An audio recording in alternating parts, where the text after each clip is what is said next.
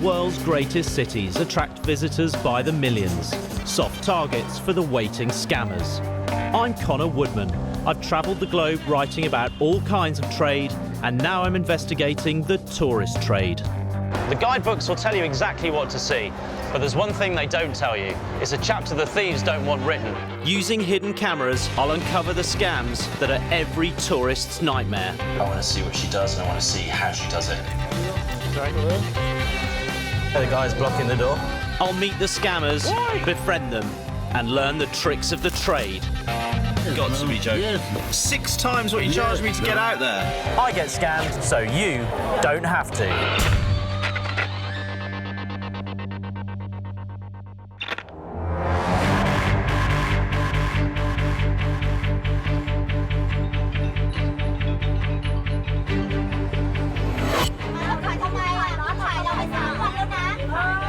I'm staking out a gem shop in Bangkok, and things are getting hairy. They want us to go to the police station now. The last thing I want is the cops to be involved.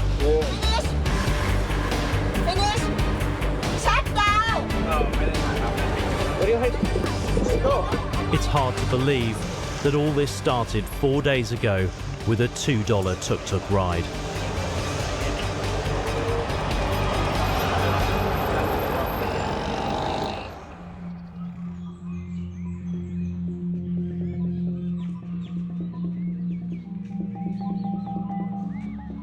With its rich history and its Buddhist spirit, many visitors consider Bangkok to be a spiritual centre.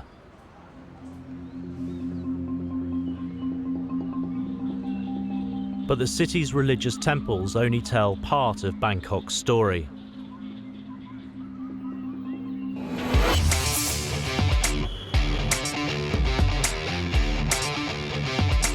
Another side of Bangkok tells a different tale. One that happens at night, when legions of pleasure seekers from all corners of the world flock to the red light district in the heart of Thailand's sex industry. Yeah, I think the best way I can think of to describe this place is like a sexual theme park where all the rides should be XXX rated. This is the Bangkok I'm here to uncover. Because if there's one thing I've discovered, it's where there's sex, there's scams.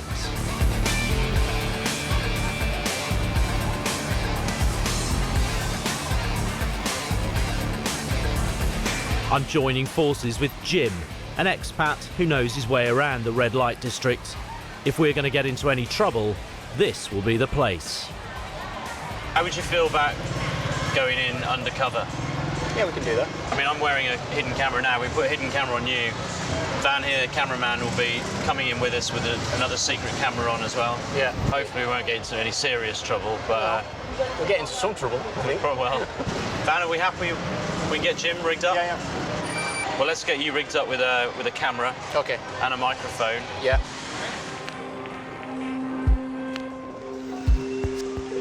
The plan is to cruise the sex bars of Pat Pong, one of Bangkok's infamous red light districts. You lie, okay, you sit down, you buy. Who's this guy? I don't know, it's just some guy that approached me to show some... What's on that card? Let me have a look what's on that card. Let me see. Ping pong. Competition is fierce in these bars, so naked dancers outdo each other by performing unusual physical stunts, like firing ping pong balls across the room from between their legs. That's not cat, by the way. See that? You look first, 5 minutes. You don't lie, you come back, no pay money. You lie, okay, you sit down, you buy drink. So is it just buy a drink, yeah? Yes, sir, 100 baht. So how much is a drink? 100 baht, sir. 100 baht? Yes, sir. Just 100 baht for one drink, no cover charge? No.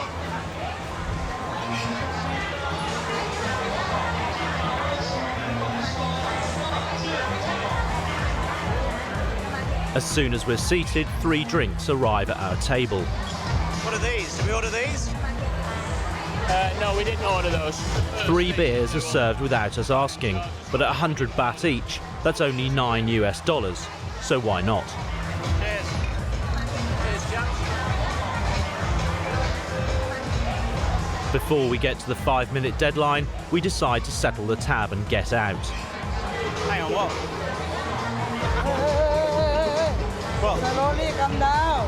Our bill adds up to 6,000 baht instead of the expected 300.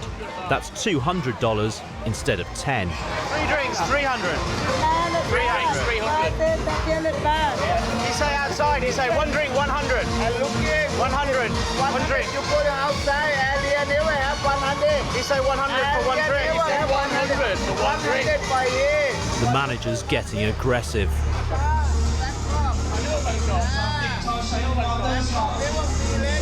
Things are spiralling out of control.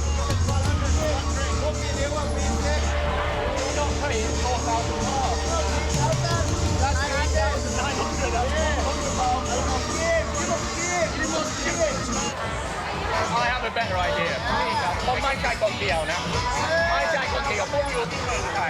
Jim switches to Thai, and I can't understand what's being said, but it's obvious the man is threatening us. 500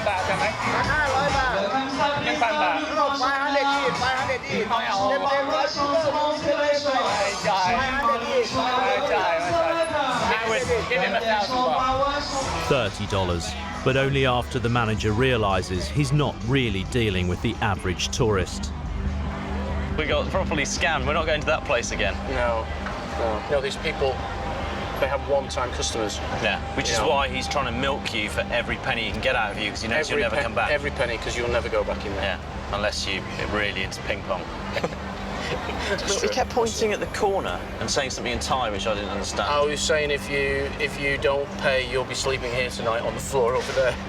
So he was threatening to knock me out, basically. I think that's the first line of intimidation. Exactly, yeah, you dealt with it very well. I mean, I can imagine your average tourist would have found that quite intimidating. Intimidating, yeah. People just pay it. Yeah, they just pay it, and they go, and then...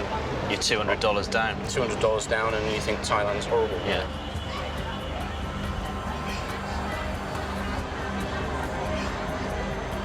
That's a classic clip joint scam. But it doesn't put me off Bangkok, and it certainly hasn't discouraged all these guys. So many Thai girls with older Western men. Surely they can't all be in love.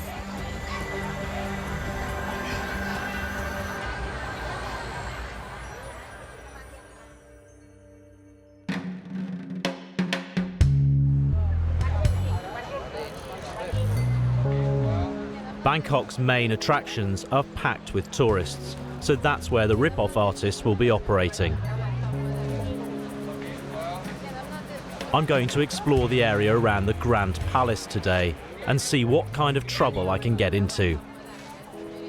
I'm wearing my button camera, and the Scam City crew are following me with other recording devices. Why is it that tourists love to be mauled by flocks of pigeons? They're like flying rats. I can't stand them. What's this for? Huh? No, it's okay. Huh?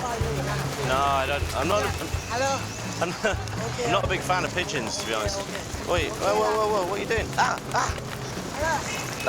A random stranger thrusts birdseed into my hands, and I'm really not happy about it. What? Just give it to them? Not one bit. Huh? Money? Yeah. For what? Money. What for? Back. What am I giving you money for? 300 baht. 300 baht. Yeah. No way. 300 baht. You pay how much? Why? You put this into my hand, so the birds landed in my hand. I didn't have a choice. You pay how much? No, why am I paying anything? I didn't. Did I ask you? 200 baht. I drop 200 baht. You drop your price to 100 baht. two. 100 baht, okay. Total, 100 baht, okay. 100 baht, my friend. 100 baht. 100 baht. 100 baht, okay. It's a little scam you got going here, isn't it? 100 baht, okay. 100 baht. Yeah. I've got no choice. I'm sitting there, you give me the Good luck bag. for you now. Good luck Good luck for me. for- Good luck for you, I think, my friend. What's your name? Tony Connor. Okay. All right, Tony. It's a cheeky little scam you got going there, Tony, but cheeky man. Hang on, watch. If I pass this woman with my hands out, she's just going to put a bag of bird seed straight in them.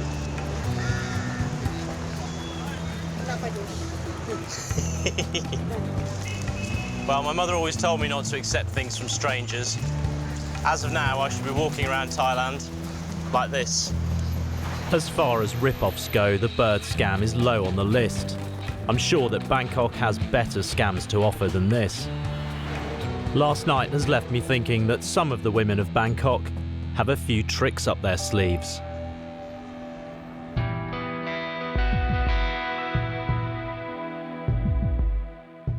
When day turns to night in Thailand's city of Sin, many tourists leave the Buddhist temples to make their way to the rowdy and naughty red light districts, where the streets are teeming with scantily clad go-go bar girls.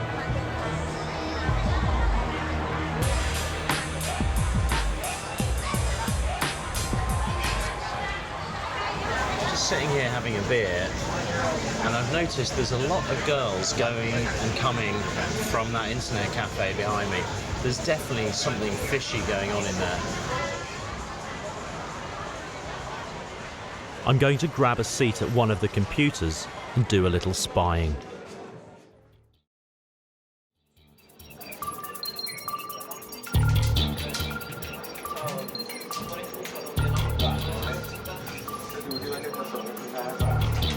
See what that guy's typing on his computer. They're talking over the internet with a guy who looks like a Western guy. I can see his picture up on the screen. And the girl's telling the man there what to say, and he's typing in English for her.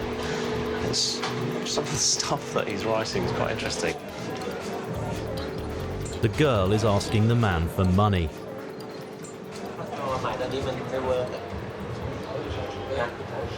My name's Connor. Okay. Nice to meet you. What's your name? I'm John. John. You do translation? Yeah. Who do you do translation for? For anyone who wants. Is it mostly girls like this girl here? Yeah. And who are they writing to? Boyfriend. Boyfriend. Girlfriend. So this lady here, for example, is she talking to her boyfriend? Right. Right. I can see him. Yeah. Where is he? Australia or Australia. Don't want to talk about it too much. She's my good customer.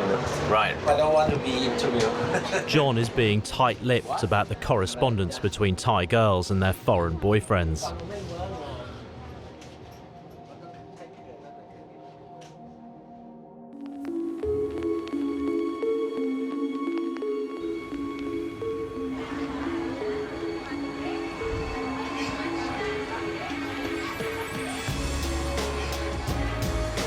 To get some insight into how these girls operate, I'm meeting my fixers Jim and Jamie at a bar near Soi Cowboy, another of Bangkok's legendary red light districts. So it's not just a wham bam, thank you ma'am, off to a room, get it over and done with and get on with it. It can be, Yeah. but ultimately I think that most of the girls here are looking for something a little bit more long-term. Jamie explains that Thai girls don't consider themselves prostitutes. Even the bar girls who charge men for sex. They also get a commission for every drink that's bought for them. But their ultimate goal is to score a foreign boyfriend who'll support them financially. Quite often the money that they make through punters, through the guys, they keep for themselves, and the actual salary, they just do a bank transfer straight up to their mum and dad's. Have you encountered many guys who formed a kind of more long-term attachment to the girls? Yeah, for sure. I mean, I imagine if you fall in love with a girl who's in that industry, it's never going to be a simple relationship, is it? No, and very often it doesn't work in the end. There was an Australian guy who we met who had a similar story that you hear all over Bangkok, in that he met a girl in a bar, had feelings for her, decided he was going to marry her, went to Isan, bought a piece of land, got a house being built on it. Anyway, to cut a long story short, he found out that she'd actually already sold the land before he'd started building the house. Right. So she would just keep reselling that land to an ex-boyfriend. There's somebody else living in the house. Right. The house that he'd built. Yeah, yeah. And she's back in the bars. She's back in the bars. She's back in the bars down in Pattaya, doing the same thing again. He's got no house, spent $50,000 on the land and God knows what on the house. But he... Seriously. The amusing thing is he's back in the bars as well, Yeah. doing the same thing, looking for another one that might be looking for love again. It's like an addiction. He's hoping to find that good girl. How do I go about finding one of these girls tonight? I think you have to go in a little bit green, okay, a little bit off, just off the bus. You're far better off on your own. Yeah. Far better off without me. Right. Because I know, sometimes if I know people, it might work against us. Right. I hit the streets off Soy Cowboy to look for a girl. Van, the cameraman, and I are wearing our secret cameras to capture the moment.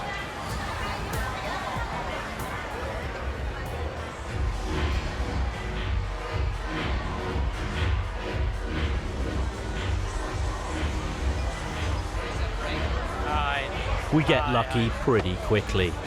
Hello, how are you? Good. What about you? Good, thanks. Good. What's your name? Connor. So you saw you dancing? Yeah. You look like you're having fun. I turn on the charm and it looks like I'm really getting somewhere. So I ask Jay out on a date. You can show all the nicest things to go and see. Maybe a nice restaurant, maybe a good, all that kind of thing. I know. Go and see some tourist sites, maybe. Yeah, you know all those places. We can try. You can try. Okay. Come back. Cool. Well, that wasn't too difficult. Hopefully on tomorrow's date, Jay will be more forthcoming than the guy at the internet cafe.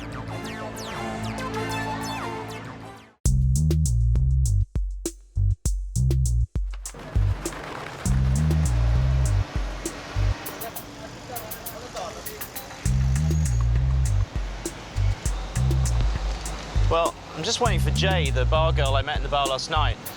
She's offered to give me a private tour to Bangkok today, but what I'm really hoping is that she might open up to me a little bit and explain to me how she finds a Western boyfriend and, more importantly, how she gets money out of them. We're supposed to meet at noon, but Jay is nowhere to be seen. Why are girls always late?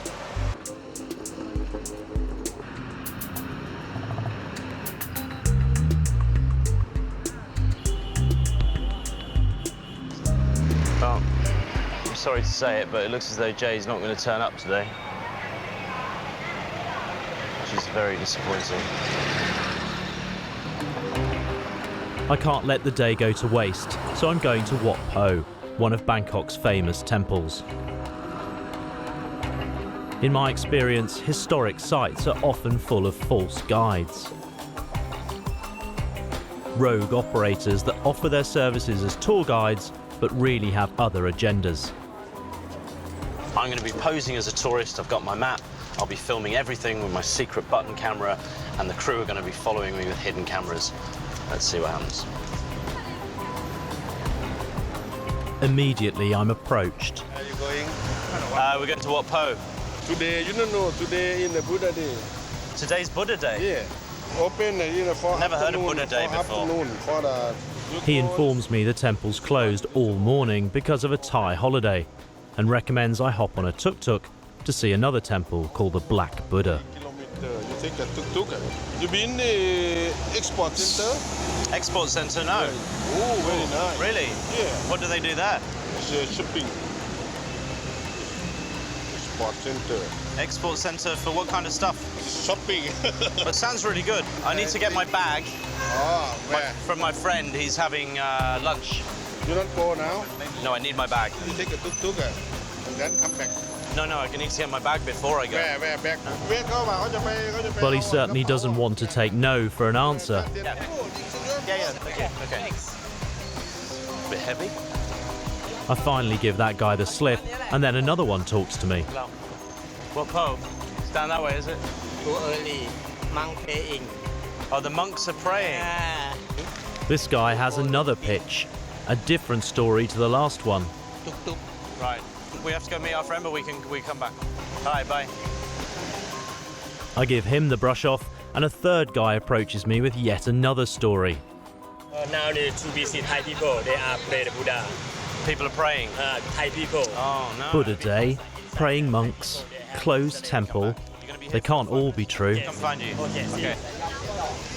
I'm going to check out the temple for myself and see what's really going on. It looks pretty open to me. See any monks praying? Well, there you go. That's the reclining Buddha at Wat Po behind me. We've walked straight in. There aren't any monks praying. There aren't too many tourists, and it's certainly not closed, which makes me think, why would all those guys outside tell me that? There's only one way to find out.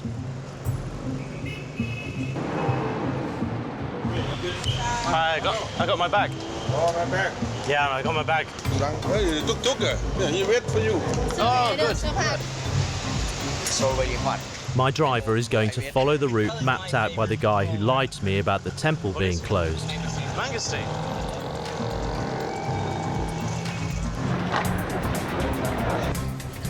Our first stop is the Black Buddha Temple. Hello, good. How are you?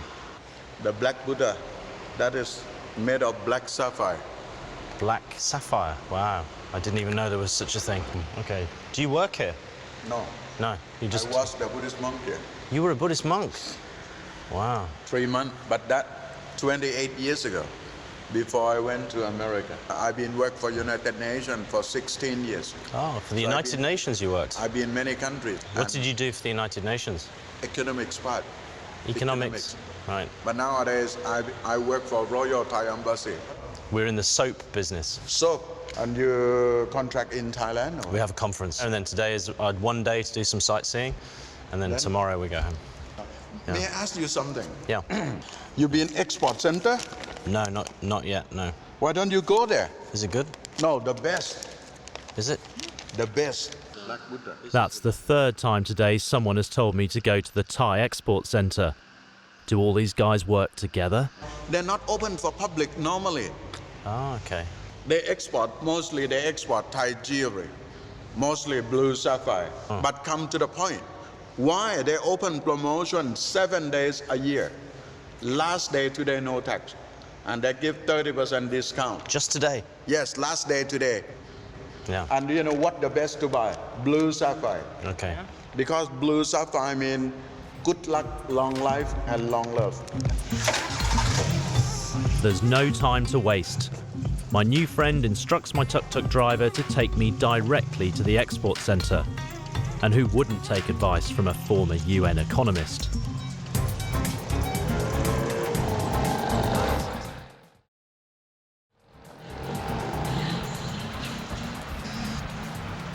Hello, how are you? Good, thank you. Welcome to Export Center. Have a look inside. And the export centre looks just like a jewellery shop. We met this guy earlier. He said the best thing to look at while we're here is, what did you say, blue sapphire? Yeah, this way, baby. He said to ask you about quality or... Yeah, no more we export. We're not the tourist shop. But this is on a special, the shop anniversary. So this isn't a tourist shop? Yeah, we are not tourist shop. We are wholesale business. Oh, wow. And no tax, no duty. And Yeah. it's the blue sapphire, 1.03. 1.03 carats. And how much does this cost? Yeah, the wholesale price 47,000. Wholesale price? 47,000, but today you pay less than the whole 30%. 32,000. So that's about Pound. £640. So about $1,000, $900. You buy this in your country, you know how much. How much do you think in my country? 4,590. $500. Wow. But how do I know this is a good one? You can see the color Yeah, but and the clarity. But I don't know You see anything the about them, clarity, do I? Yeah. I don't think I'm going to buy a sapphire today. No, I don't think so. But thank you very much. It's very, very interesting. Want to see something cheaper? Just No. an idea. No, we'll just have. I'll think about it. Yes, but Maybe you if cannot come my- back because we are last day sale. Last day of sale. Yeah. Thank you.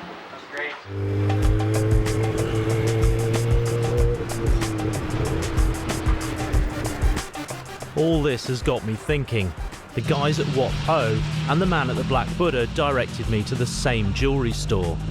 Coincidence? I don't think so. A little research shows me this has happened to other tourists. I find Doug Cortese, a New Yorker who's willing to share his experience. He came out to me and he told me that the museum was going to be closed today because it's National Buddha Day. Actually, another big part of the story Sounds familiar, except that Doug fell for the bait and bought some jewels. Back in New York, he got a rude awakening.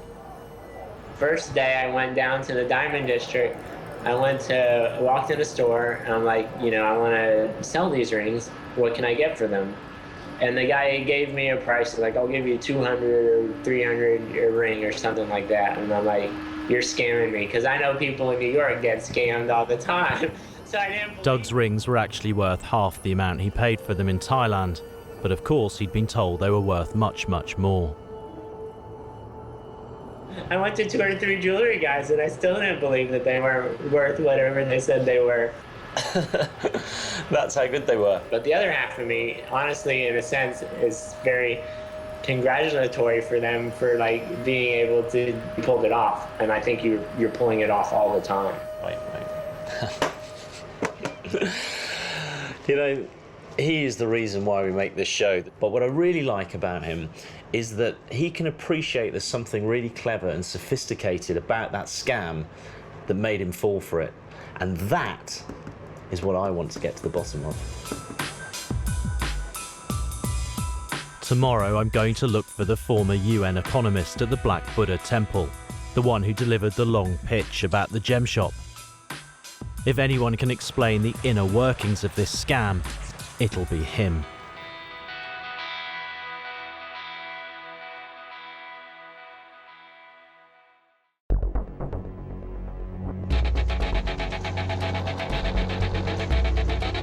I'm on my way to the Black Buddha temple to confront the man who sent me to the export centre.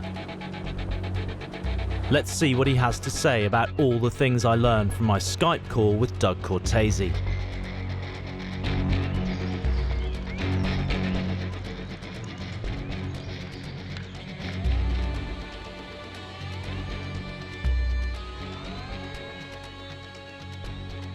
Well, yeah, of course, the guy's not going to be here. You've got to come with one of the gang. No one seems to be at the temple today. A coincidence?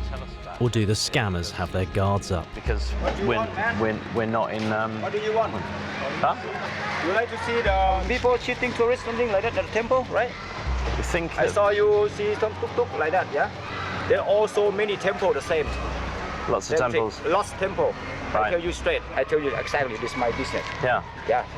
And how do you get the tuk-tuk drivers to bring the tourists to this temple? Oh, tuk-tuk, they got call any people they call around, yeah. But do you have to give the tuk-tuk drivers some money to bring them to this temple? No. Only just get some commission.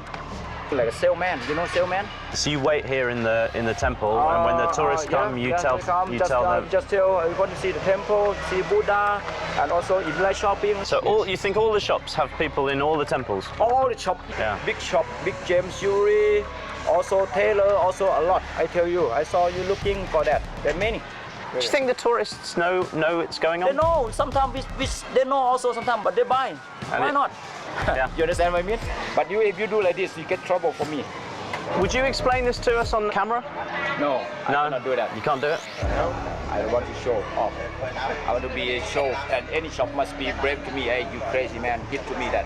There's so many shops. It's good to have your side. I cannot tell you that, because any shop must kill me. You think the shops would be really angry with you if you talk? Yes, sure. Right. I cannot tell the name of the temple. Maybe they kill me also. You tell people come my shop, they kill me also. You really think they'd kill you? Maybe. This is getting a bit heavy. Whether true or not, there's no disguising the fact that this guy is worried that if he talks on camera, some serious harm will come to him. This temple scam is a lot darker than I thought.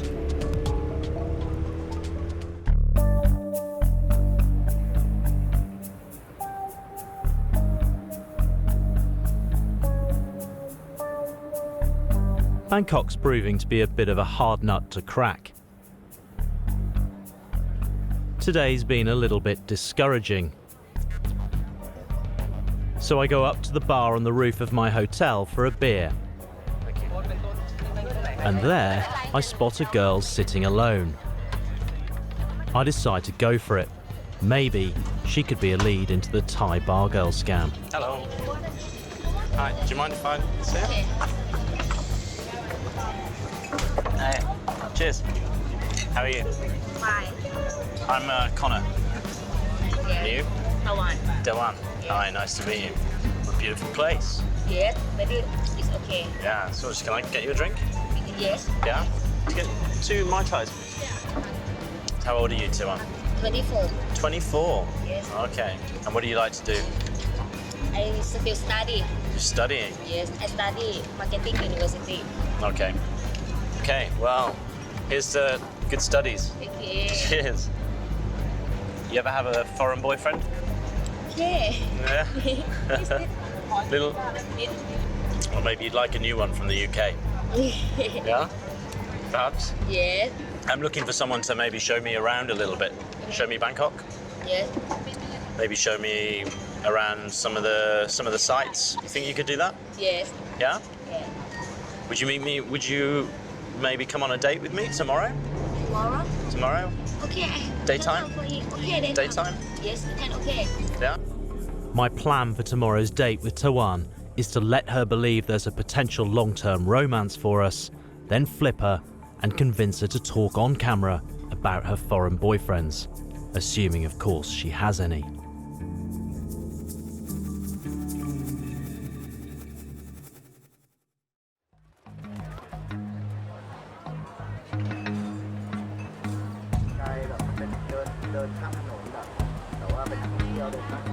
I did everything I could to impress that girl last night. Let's hope she turns up this time to meet me.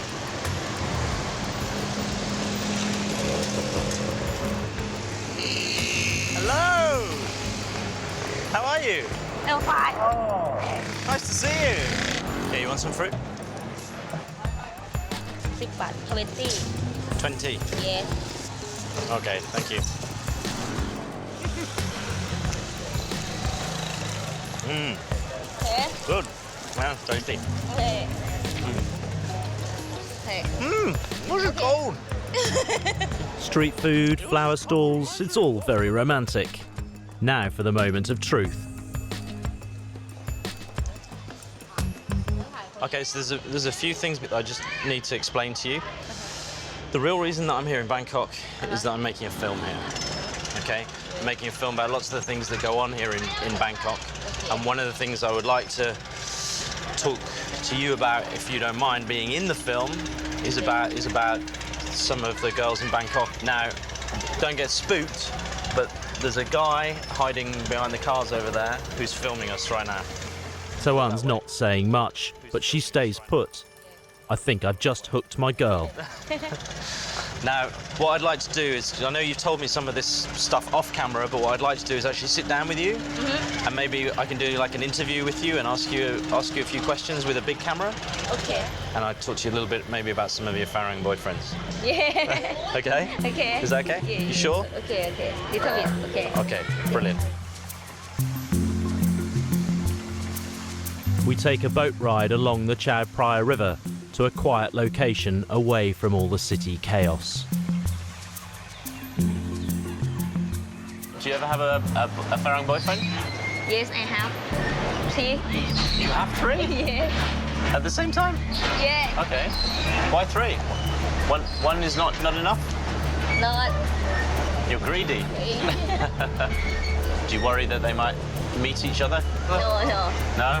But Oh. in one man stay in Thailand. One stays in Thailand. Yes, but him own little bit. How old? 65. 65? Yes. And how old are you? You're 25. Yes. It's not too old? No. Do you think old men have Yes. more money than young men? Yes, I think. Right. Everybody thinks same. Me too, I think. Right. So Old you man. just look for the old guy. Yes. Because the old guy has more money. Yes. Does he buy you nice things? Yes. Right. Does he give you money?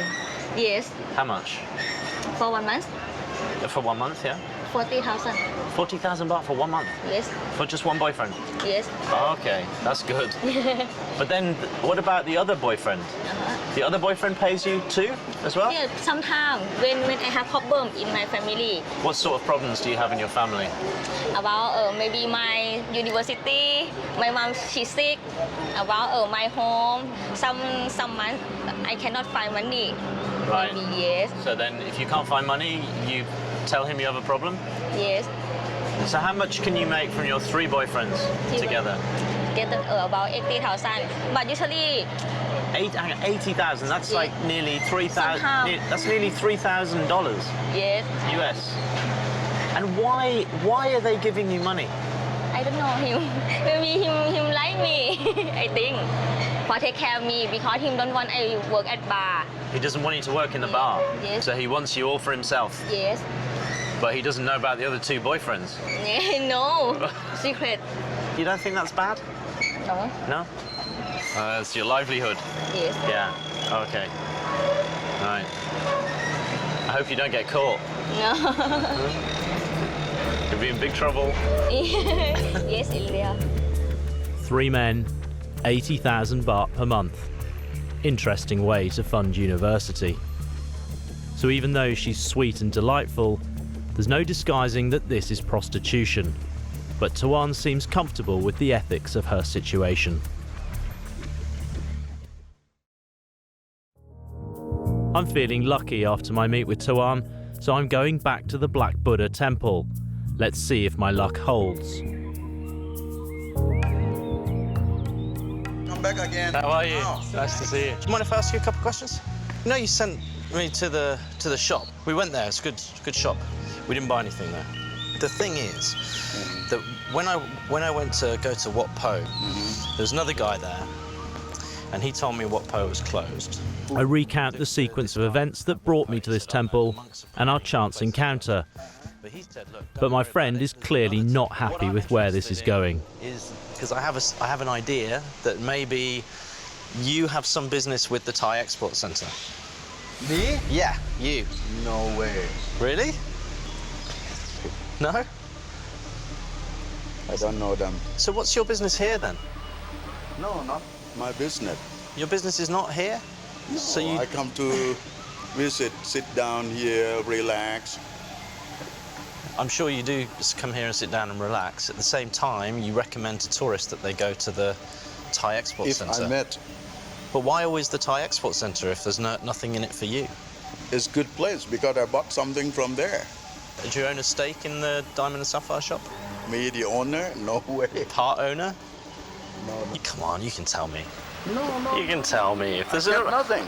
I'm just kind of interested in this process that you're involved in because it's quite sophisticated. And there's a clear chain, and the tourist is passed from one person to the next until they're into the shop. And I imagine if they make a purchase in the shop, then that's quite a lucrative deal. And you're obviously a key player in that process. No. Huh? What's the problem with explaining it to me? What do you mean? I'm interested in hearing more about it. Impossible. Impossible. Why do you think that? Come meet my director, because I think you... It's not until I introduce him to the Scam City crew and explain that we're here making a film and that I'm just here to learn the tricks of his trade that he starts to come around. I'm not interested in whether it's a good thing or a bad thing. What I'm interested in is that it's clever, it's sophisticated, okay? You've thought about this, you've thought about how is the best way to get the tourist into the gem shop. Business, I can tell already, is very competitive. It's difficult to get the tourist into the shop. You not work in the soap company? No, That's what you do, right? You told me you work for the United Nations. You're as bad as I am. And out of all the lies, the truth begins to emerge. No, so we've been lying to each other. Do you see what I mean? You went to that job, mean you want to learn or what? Yeah, I want to learn. I want to learn how you do what you do. You're good, you know. We're doing what you did to me. You mean you want to get the salary from me? We can come to some kind of arrangement. Although not willing to explain all the ins and outs, he is prepared to talk. And as I left, I gave him my phone number and went to a coffee shop to wait.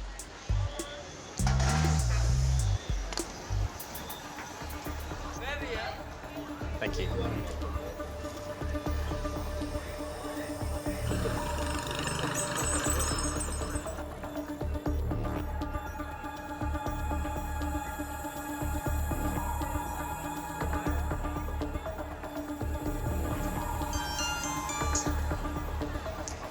Hi. Finally, he calls me with the name of a tuk-tuk driver who's willing to talk. The guy is very nervous. It's taken a lot of convincing for him to agree to participate.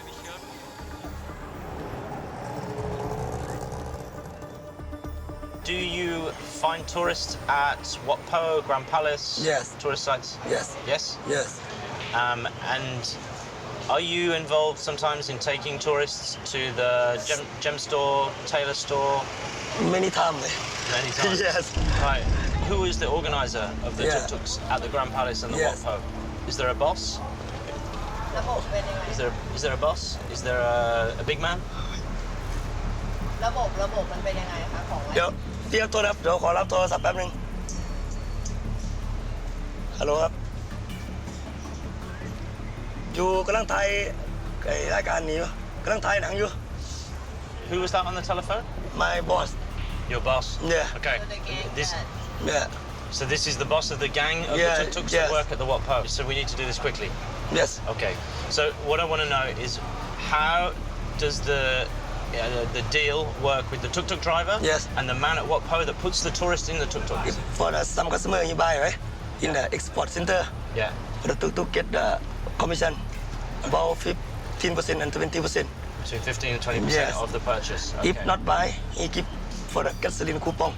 Okay. Free, maybe in some customer he don't buy. Free gasoline forever.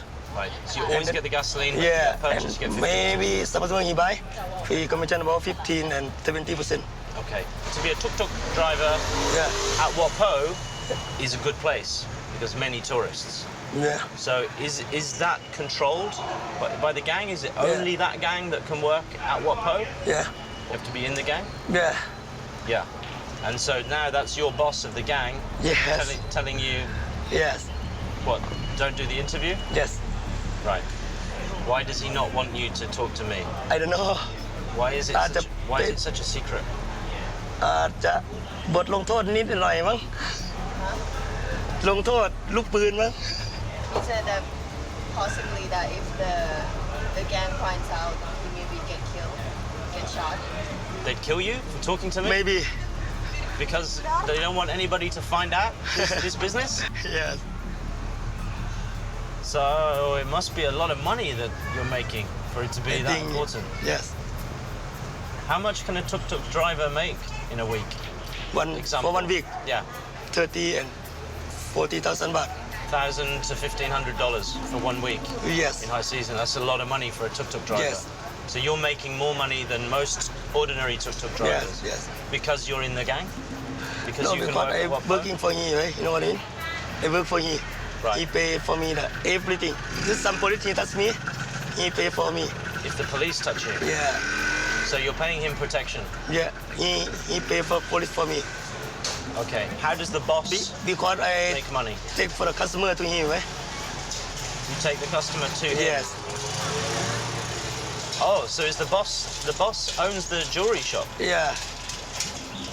Oh, the boss of the jewelry shop, Yeah. he owns all the tuk-tuks? Yes. So you take them to his shop? Yes. Big people. Big people. Are you scared of this person? Yes.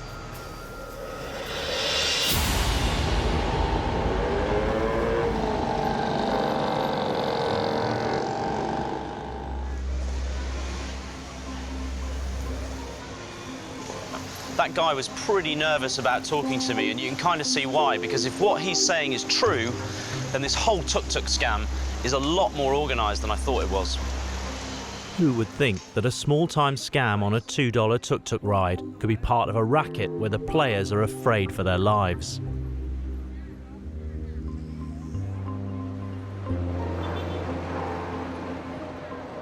Next stop, Scam Central. the jewellery shop. Just there. Just past it. It's back there. Back there. Sure enough, a couple of tourists are leaving the store, hopefully empty-handed.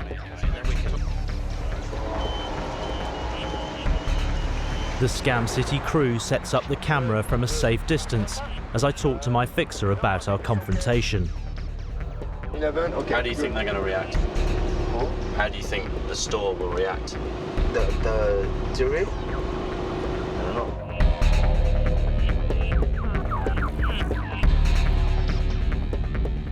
You don't think that, you don't think there's a risk? Suddenly our van is surrounded by angry people. Just as the tuk-tuk drivers knew I was snooping around the temples, word must have gotten back to the jewellery shop owners.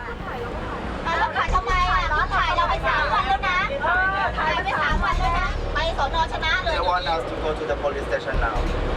Go to police right now. This is illegal. Yeah. Finish. Shut down.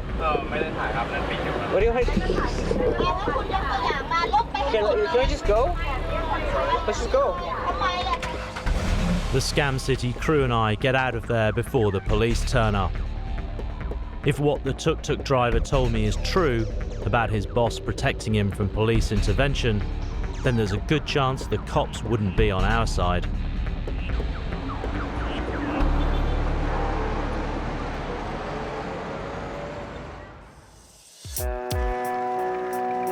When you're a tourist, you think you're anonymous, but you're often being watched and sized up as a potential payday.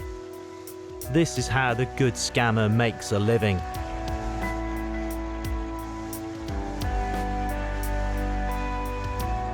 I'll have to leave Bangkok without cracking the top tier of the infamous gem scam.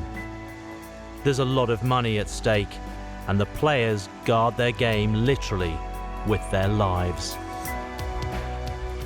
You know, people come to Bangkok looking for the exotic, but they want it at a knockdown bargain price. Whether it's a bar girl who promises to be your one and only, or a jewellery store selling you knockdown price gems, this is a very expensive place to learn that the best things in life don't come for free.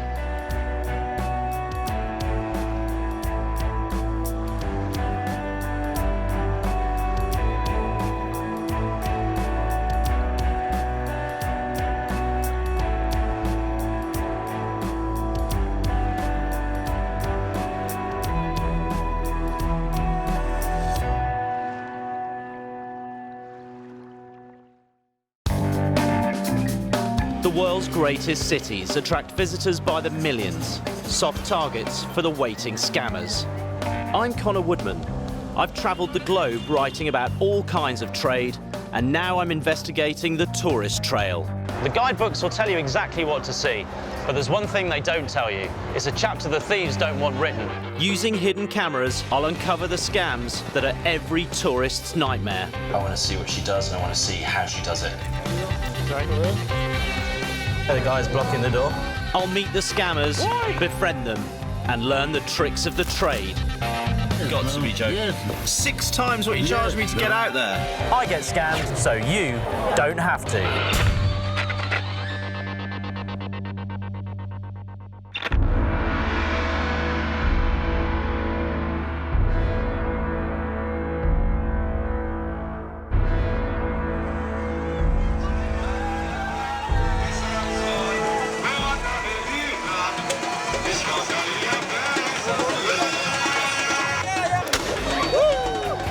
I'm undercover at Carnival in Rio, and it's madness.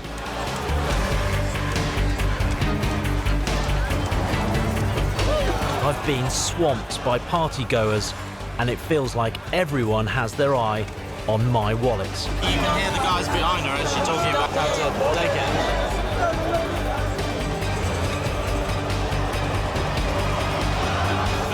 Wallet's gone. I didn't even realise.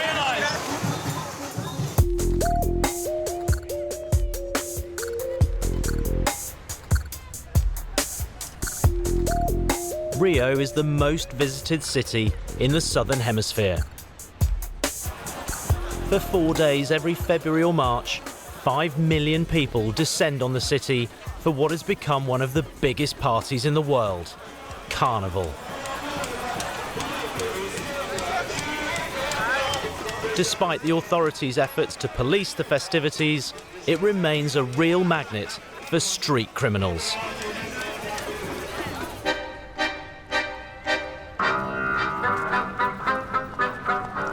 I may look like I'm here to party, but in fact, I'm here to get behind the scenes and reveal just how Rio's street hustling economy really operates. First up is Copacabana, one of Rio's most visited beaches and a real hotbed for petty thieves. The crew have been staking out Copacabana Beach and we found a couple of guys operating as pickpockets. So I'm going to pose as a tourist and set up in the middle of their patch. I'm going to be using this bag as bait. It contains a secret camera.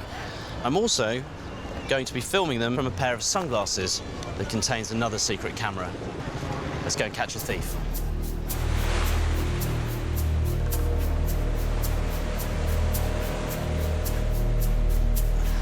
To pull off this elaborate sting operation, we have multiple cameras covering all angles. As well as my sunglasses and the camera disguised in the bum bag, we also have members of the crew posing with what look like tourist cameras. Bernardo, the camera assistant, has a shot from behind. Translator Letitia has struck up a conversation with the girls in front of me in order to get a clear view.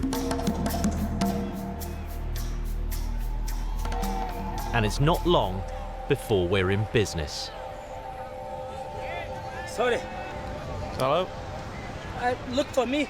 Sorry? Look for me. Swing. You're going for a swim? Yeah. Okay. Oh, you want me to look after your stuff? Yeah, okay. Leave it here, it's fine. Yeah. No problem. How long will you be? 2 minutes. 2 minutes. 2 minutes. Yeah. It's hot. It's very hot. Very hot. So 1 minute. Okay. 2 minutes. Okay, fine, no problem.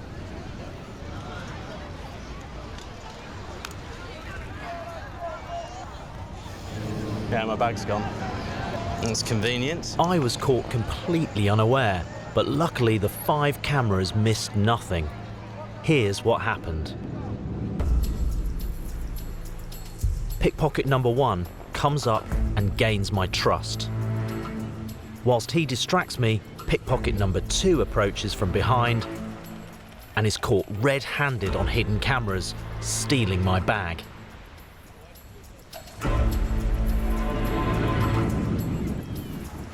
Letitia, are you standing by in case I need some translation here? Hey. Whoa. Just a second. 1 moment. Before you take these. Where's my bag? My bag is gone. No stand. My bag. Under the chair. Bagage. Gone. Same time as you're talking to me. Roubaram? Same time you're talking to me. Não. Yeah. Eu não tenho a ver com isso, não. Letitia, come in. She's with me too. A gente é equipe, a gente está aqui trabalhando junto, a gente estava observando. It's okay, it's no problem. I know what happened. Mas eu não tenho a ver com isso, eu não fiz isso. Come on. There's no problem. I don't want to make any trouble. No problem with the police or anything like that. Just want to talk to you a little bit. What's your name? Junior. Connor. Pleased to meet you, Junior. Okay. Junior realises that honesty is his best policy and he calls his sidekick back to return my bag. Ah, the accomplice. Ah. Está sendo filmado. Obrigado. It was really good. Even though he doesn't want to be in the film. Luckily, Junior does agree to speak on camera. That's quite a neat trick that you just played. You know, to distract me by talking to me. I completely was focused on you and didn't realise that your friend was stealing my bag there. That's pretty good. Você estava de bobeira, tuas coisas estavam ali, você não percebeu e a gente agiu, entendeu? Are you always on the lookout for opportunities? É, todo momento, né? And is now during the carnival, is it a particularly good time for doing this kind of thing? Melhor momento que tem, melhor momento. E é o momento que a gente consegue fazer o nosso 13º salário, né? É o tempo que a gente consegue fazer a nossa grana para juntar para o ano inteiro. So how much money can you make during carnival? How much? Dá pra gente arrumar aí mais ou menos, sei lá, uns 8 mil, 10 mil reais assim. That's pretty good. That's nearly a couple of $1,000 a day.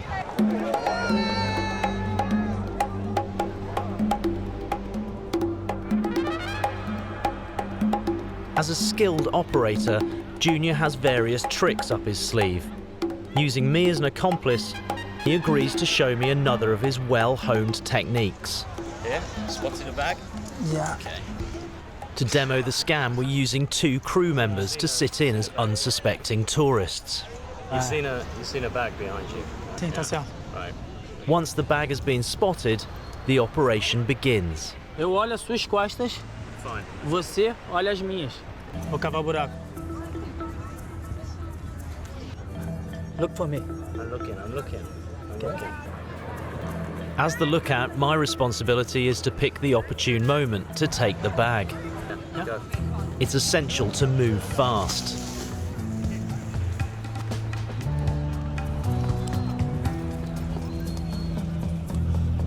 Within seconds, we have the loot and are away from the scene of the crime.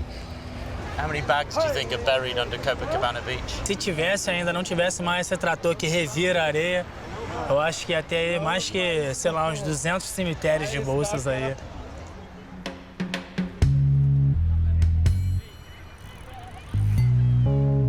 I've barely had time to put on my sunscreen, and already I'm on first-name terms with one of Rio's hustlers. Taxi!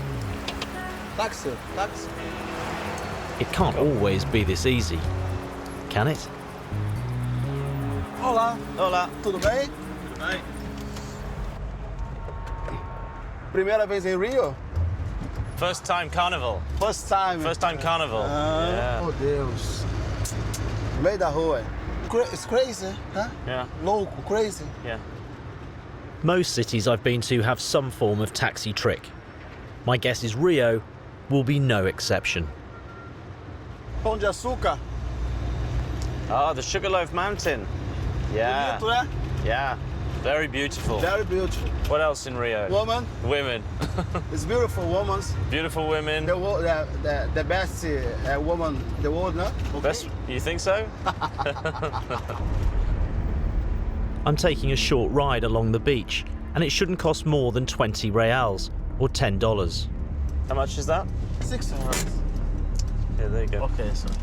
But as soon as I hand the money over, it's clear that something is wrong. Sir, o senhor tá me dando 5 reais. 16 reais, senhor. O senhor me deu 5. No, I gave you 50. Tá faltando, senhor. I gave you 50. O senhor me deu 5 reais, senhor. 5. No. So, I'm sorry. No. I gave I'm you. sorry, senhor. O senhor me deu 5 reais, senhor. I gave you 50. Ok, senhor. O senhor me deu 5 reais. Não, senhor, pode olhar. O senhor me deu 5 reais, senhor. Você tá dando 16, senhor. I gave you 50.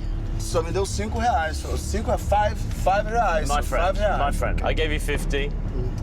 I gave you 50, not 5. Tá, não, o senhor me deu 5, não 50, não Okay, 50. Wait. The driver refuses to back down, and I'm getting nowhere. It's time to reveal my sting. See the camera? See the camera? Okay. We're filming. Mm-hmm. We're filming. Wait, okay, one okay. moment. Old taxi trick is fine. I understand what he's doing. He can keep the money if he comes to talk to us a little bit about some of that trick and some of his other tricks. Amigo, tá de boa, ele entende, ele já percebeu o que tu fez. É bom que sejamos amigos, né? Que não tenha uma impressão de ter vindo aqui no Rio e ter acontecido uma coisa desagradável, ok? So, the old switch the note trick. Ah, isso é bem antigo. How do you do it?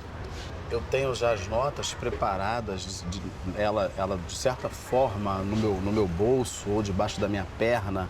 Assim que a pessoa entra no carro, que eu vejo que ela é uma vítima fácil, eu já tenho isso preparado comigo. And do you ever get caught doing it?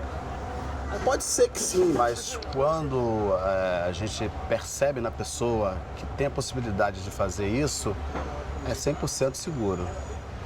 Porque a pessoa quando vem pra cá a primeira vez fica, né, vendo isso tudo aí, não tá se importando, ok. Não tem estresse, você não fica nervoso, porque é uma coisa que você faz praticamente todo dia. É, também, né? Dependendo do... My driver Laro is clearly proud of his skills. He tells me he is what Brazilians call a malandro, a lovable rogue who uses dexterity and charisma to get his way. O verdadeiro malandro é aquele que convence você de que você tá errado. De que no caso dos 50, ele deu 5, não deu 50. Certo? É isso aí. So a good malandro can convince a tourist of anything. É, vou botar aí 95%. O meu negócio é no desenrolado. Entrou no carro, entendeu? Aí é tudo no desenrolado. Se deixar eu falar, vai acontecer. You know, you just have to love Rio. Even their scammers operate with this kind of charm and a smile. They even have their own word for it, malandragem. You know, it's scamming, but it's scamming plus. They take it to a whole new level. It's clear that for many people, scamming is a way of life. It's ingrained in their psyche.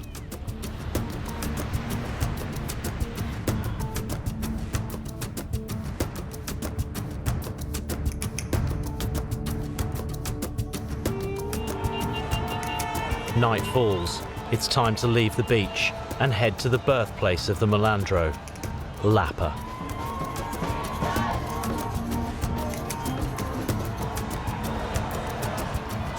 Right in the centre of Rio, Lapa is famous for its nightlife, a heady mix of partygoers, prostitutes, transvestites and drug users.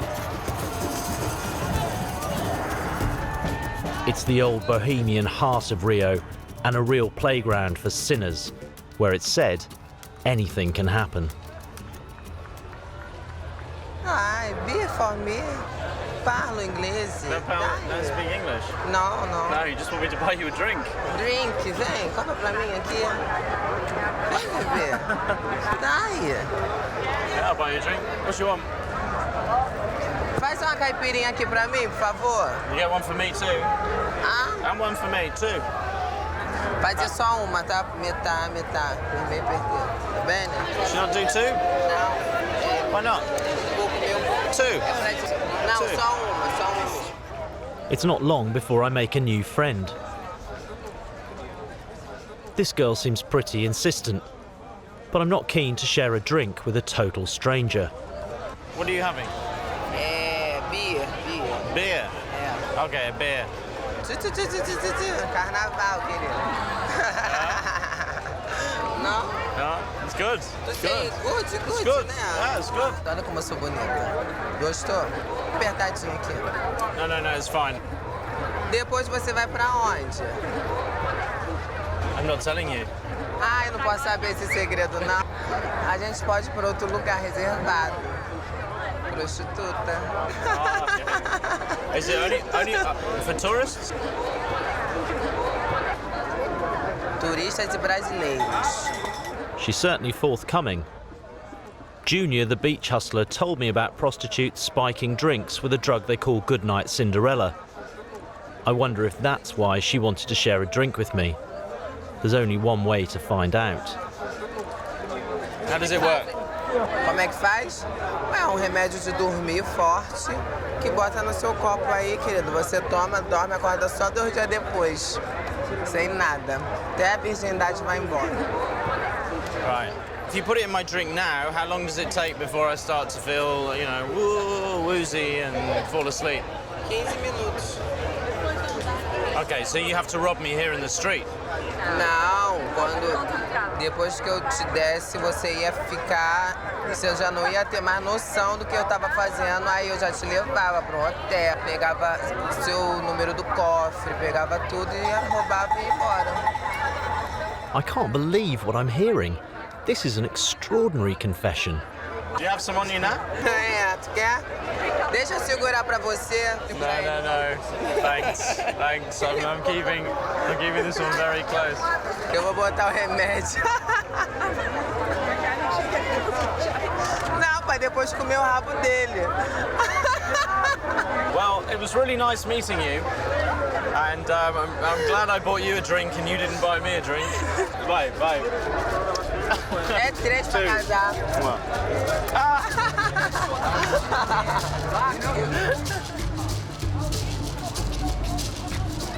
24 hours in Rio. A bag stolen, scammed in a cab, almost drugged and robbed of everything I own. I think I'm in the right place.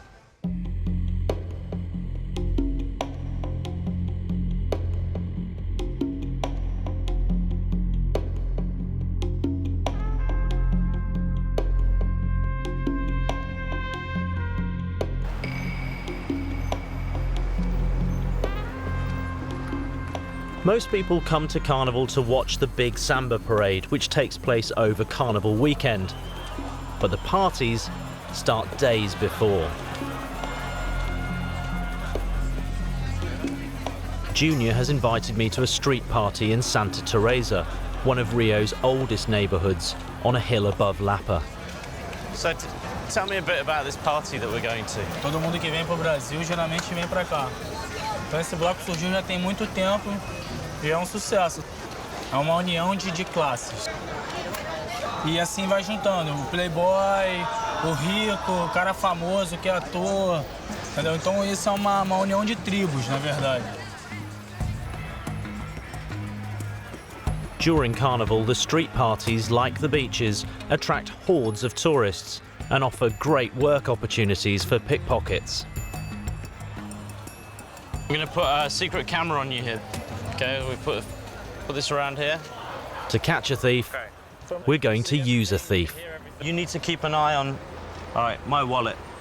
I'm going to put my secret camera here around the back as well. So if someone comes in from behind, we can see it getting stolen. Okay? Oh. Yeah? Yeah. We're going to be covered. We're going to be covered. If there's anyone out there, Vai pegar o cara na hora que... We'll see them. We'll see them. Yeah. Okay. Sure. For sure. Okay? All right. Vamos Carnaval? Carmelitas? Yeah, let's do it. Come on. Let's do it. Okay.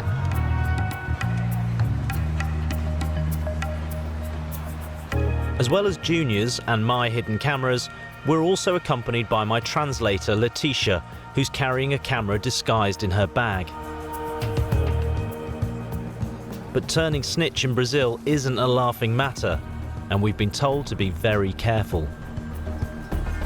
How do we spot thieves in the crowd? What kind of things are we looking out for? Porque tá todo mundo fantasiado, todo mundo diferente, não tem como tu identificar exatamente a pessoa que vai fazer isso.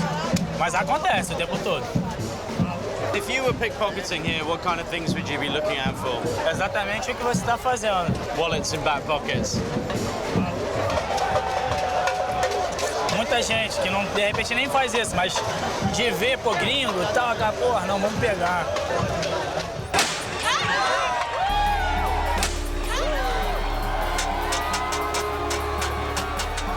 With the party in full swing, we get further into the crowds.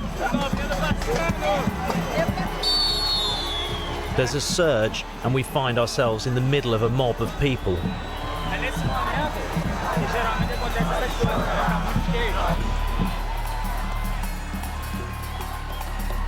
Some of my fellow partygoers are making me feel on edge.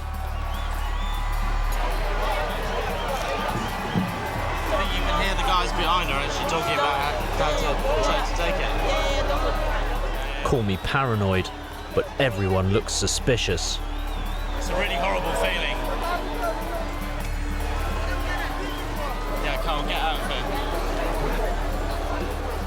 But there isn't a way out. I'm trapped.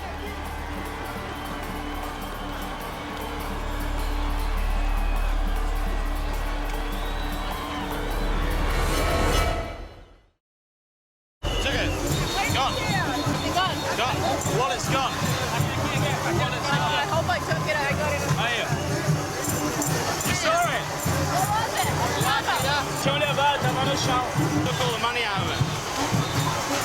They took all the money out and threw it on the floor. I didn't even realize. Tiraram o dinheiro e jogaram no chão. I didn't realize o que aconteceu. Não vi, o cara perguntou, cadê essa carteira de quem? Coroa.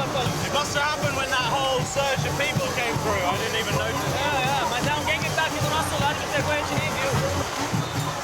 I was warned, and I was expecting it, but the thief was so skilled, I didn't feel my wallet being stolen. I can't be sure who took it, but looking back at the hidden footage, the man in the blue and white shirt, disguised with big sunglasses and an afro wig, is hanging suspiciously behind us. My bag cam captures him getting closer to me and sees him raising his hand in what looks like a move to get into my back pocket. But what's incredible is despite multiple cameras and Junior watching my back, I still can't be 100% sure of the culprit's identity. Even if it was the man in blue and white, he was without doubt a slick operator.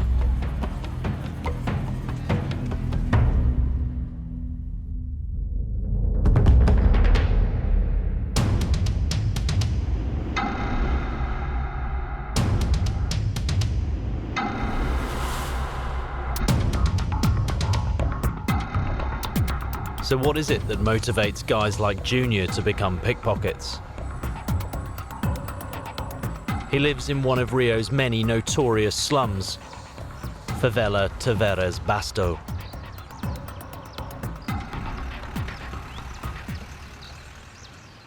What's it like growing up in a favela?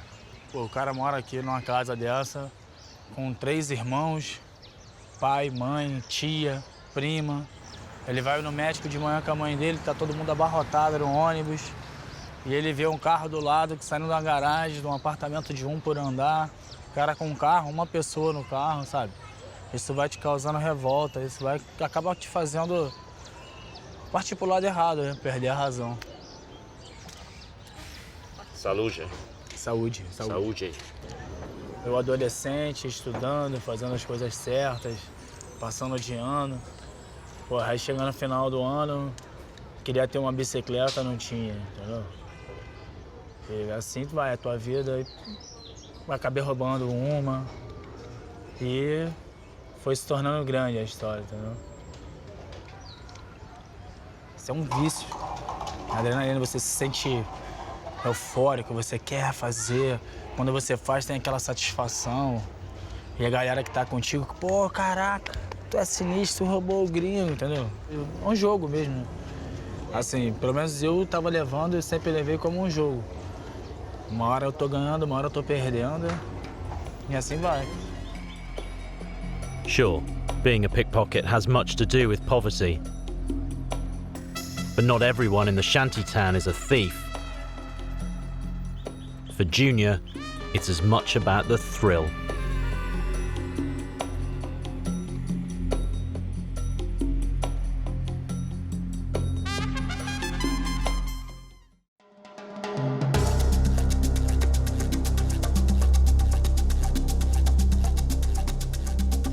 All of Rio is getting ready for Carnival's main attraction, the Samba parade. A fierce competition between the city's top Samba schools, who parade their skills in a highly orchestrated show. The schools represent different neighborhoods in Rio. Like football clubs, they're embedded in the communities and attract fanatical supporters. It's a huge industry. Victory in the parade is worth over $2.5 million. Fans will go to any length to help their school win.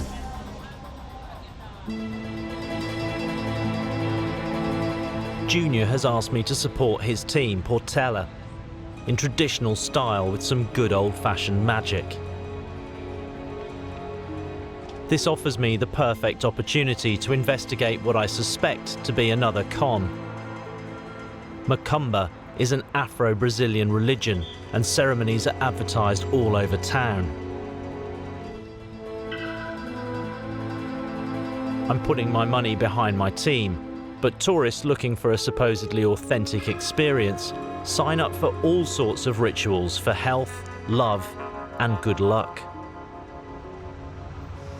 Okay, I've set my meeting up with a Macumba, but first I have to fill out a shopping list. Strange shopping list that includes a mirror, a doll, some white clothes, a headdress, some cloths, even some animals.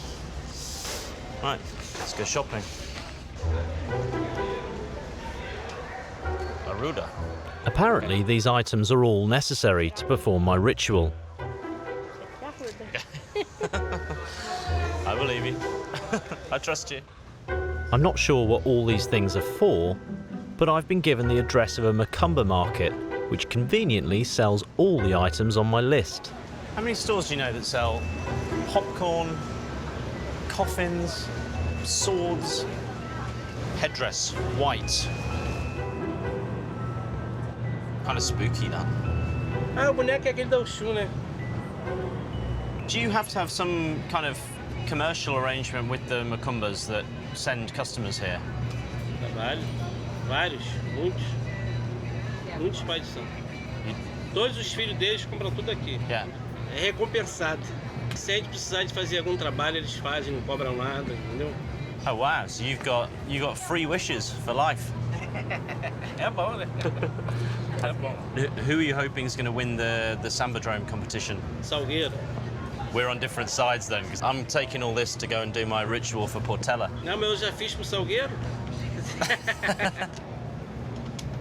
65. It's not cheap, is it? It's all quite convenient. You make an appointment with the Macumba, and the Macumba gives you a shopping list, and you come to one shop and pretty much knock everything off the shopping list, and the only thing that the shop stocks is the stuff on the shopping list. It's a nice little arrangement, isn't it? Obrigado. Okay, ciao. But I'm still not done.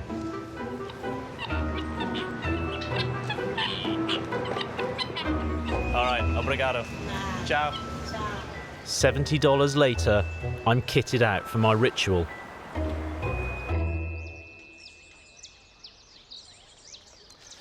Right, well, I'm off to meet the priest to do my Macumba. Feels a little bit odd. I've got a bag full of bric-a-brac, an outfit that makes me look like one of the village people, and 2 birds in a box. But I don't want anyone accusing me of doing anything less than everything in my power, or indeed anyone else's power, to make sure that Portela win the competition.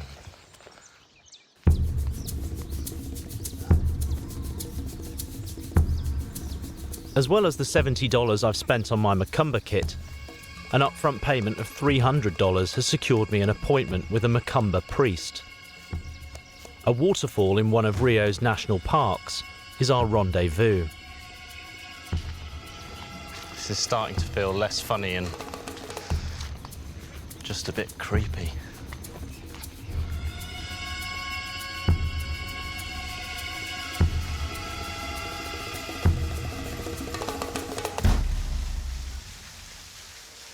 I come bearing gifts. My priest is a man of few words, so I'm not really sure what to expect. Roda. Roda. Ow! Ow! Ah! Ow! Okay, not the face, not the face! Ow! Tá bom, né? Pronto, deixa eu dar uma, vamos lá.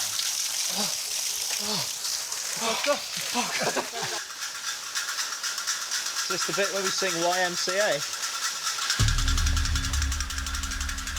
I have no idea what's going on, but I guess I'll just have to go with the flow.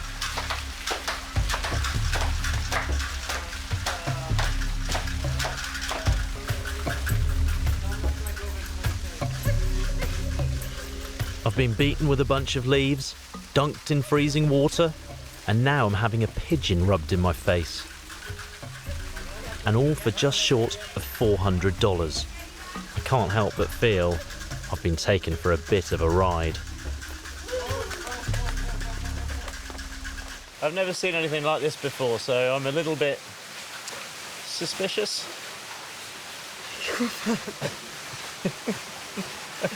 Naturalmente todo mundo fica, né? Muita gente fica. And do you get many tourists come and do this? Tem. Really? And what kind of things do they ask for? Trabalho por amor, amarrações, né? Trabalho para saúde. Are there sort of two sides to this? Is there kind of a more serious side that you believe in? Tem um lado que você faz o folclore. E para outras pessoas você faz a realidade, né? A verdade das pessoas, né? You don't look very serious right now. You've got a cheeky smile on your face. Mas nem quero me ver sério. Deixa eu assim mesmo. Você não vai gostar de me ver sério. You think it's going to work? Com certeza. Acho que dá bastante axé. I've got to say I have my doubts. But the proof, as they say, is in the pudding. So when the results are announced and we see whether Portela have won or not, we'll know whether all this was worthwhile.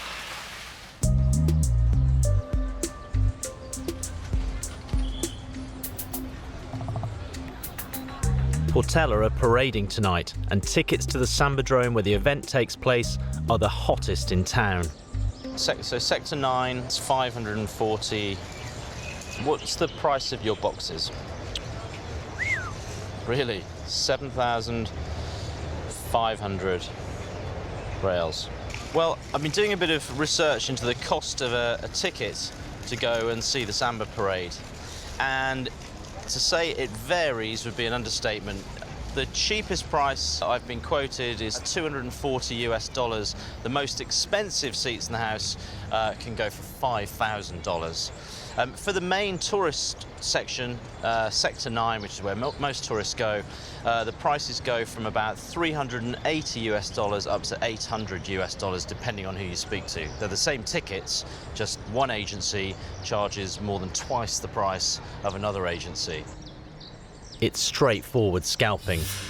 But if I want to experience the greatest show on earth, I have to accept being charged over the odds.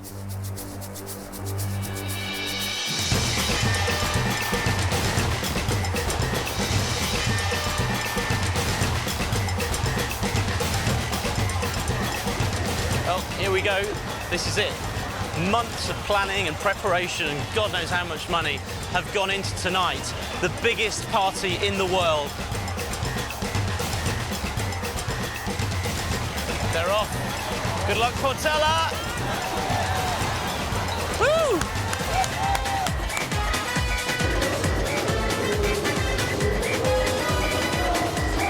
This is it, the centre of all the action. This is the middle of the carnival.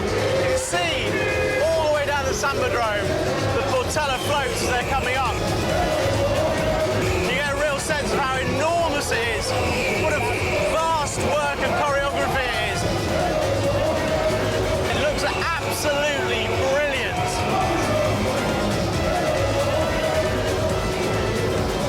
You see the size of it and how enormous it is. One thing occurs to me. How and who pays for all this?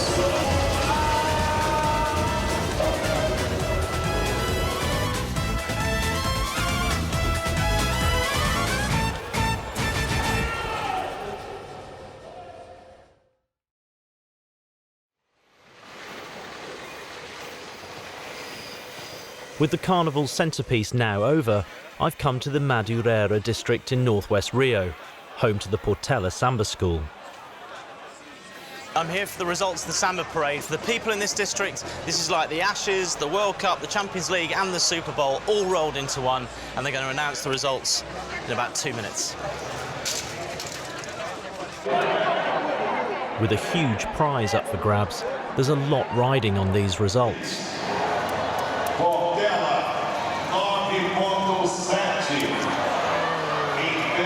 It's a two-horse race now, and unfortunately Portela aren't one of them. In the previous 9 years, the same school has won 6 times. Is Bicho a much bigger school? Não é uma grande escola. É muito bonita, mas por causa de money ela acaba ganhando. Where does the money come from? Sim. Bicheros. São presidentes de honra. Eles têm muito money. Aí eles injetam money, entendeu? Na escola. E aí a escola começa a ganhar. And where do the Bicheros get the money from? Do jogo do bicho. É um jogo do bicho, é um jogo proibido no Brasil. So, no Bichero, no win. Não. Brasil, é Rio de Janeiro. Well, it looks as though my Macumba magic didn't do the trick for Portela today. It's not going to be their year. People here are pretty cross. They feel as though they've been robbed, and they're saying that the schools who did well today get a lot of money from these guys called bucheros, and they get their money from a game called a Jogo de Bicho that people play on the streets of Rio.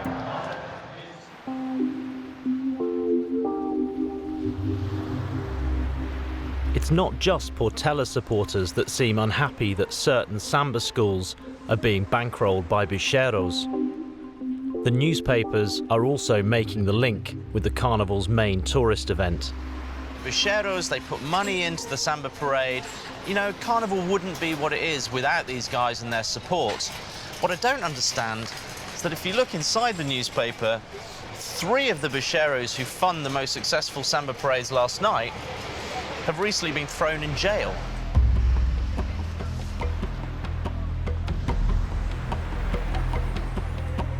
There's no doubt there's a connection between the bucheros, the illicit Jogo de Bicho game, and some Samba schools. But why are the bucheros so keen to invest huge sums of money into the Samba schools and the parade? What's in it for them? And why are 3 being arrested? Is it due to their involvement in the illegal Jogo de Bicho, or is there more to it? Playing the game for myself would be a good place to start. But to do that, I'm going to need some local knowledge. So Lara, can you take me to play the Jogo de Bicho? Olha, eu não quero me envolver com isso aí, entendeu? Questão do bicho. Eu posso deixar você num lugar que você pode encontrar, entendeu? E outra coisa, eles não gostam de ser filmado porque é proibido. Okay, thanks, Lara. Obrigado.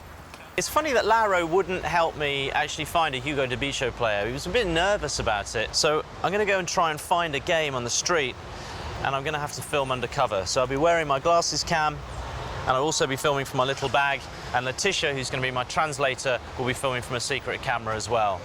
So it all has to be completely undercover.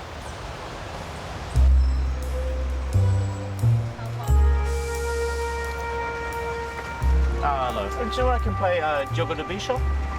Não, proibido no Rio agora. No Rio é proibido. It's prohibited. Yeah, but where? Is it somewhere? Todo mundo preso. Não tem mais. Can't play anymore. Hello. Do you reckon play Jogo de Bicho around here? Por aqui, você sabe. Por aqui não. Of course he knows. They don't want to get involved because it's illegal, because we can be police looking for it. Yeah. Do you reckon play some Jogo de Bicho around here? Excuse me. Do you reckon play Jogo de Bicho around here? Você tem que ir aqui. Chegou numa esquina, precisa de uma cadeira. At last, some helpful people. And with something to go on, it doesn't take long to spot what the Brazilians call an apontador, or bookie. Laro told me the Jogo de Bicho is a lottery-type draw, where players bet on a series of numbers associated with animals. A gente quer jogar. Okay, yeah, one on the eagle, because of Portela. Yeah. Is there a horse? Cavalo. Yeah. Yeah, the dog. Oh yeah, dog. Cachorro. Tem cachorro.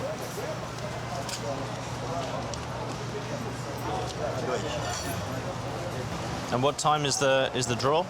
3 horas. 3 o'clock. And where is the draw? I don't understand. He's saying they passed to him the information of the draw. Right. You don't even know where the draw happens. Você não sabe onde acontece o sorteio. É segredo. A gente que trabalha aqui não sabe. Tchau. Tchau. Tchau. Boa sorte. Obrigada. Well, I found an apontador and I have played Jogo de Bicho. Unfortunately, he wasn't happy to talk to me on camera, although he would take my bet. It's funny, once I knew where to find him, it's obvious that all the people that I asked earlier must have known where he was. He's right across the street from their stores, which just shows you how people feel about this game. Everyone knows where it is and that it goes on, but nobody wants to talk about it. with the exception, that is, of my friend Laro. Who are these bicheiro characters? Bicheiro é cara que ele tem negócio sujo. Why do the bicheiros put money into the samba schools? O retorno. Aplicam 50, ganham 100. Okay, so what you're saying is it's like a money laundering operation. They put their illegal money into the samba school, and then they get legitimate money back through ticket sales and sponsorship, and presumably prize money as well? Com certeza. É isso mesmo que acontece. Entendeu? É um meio de lavar o dinheiro da questão do bicho. It's finally making sense. If Laro is right, it seems some of the samba schools, and ultimately Carnival's #1 tourist attraction, could provide a perfect front for money laundering on a massive scale.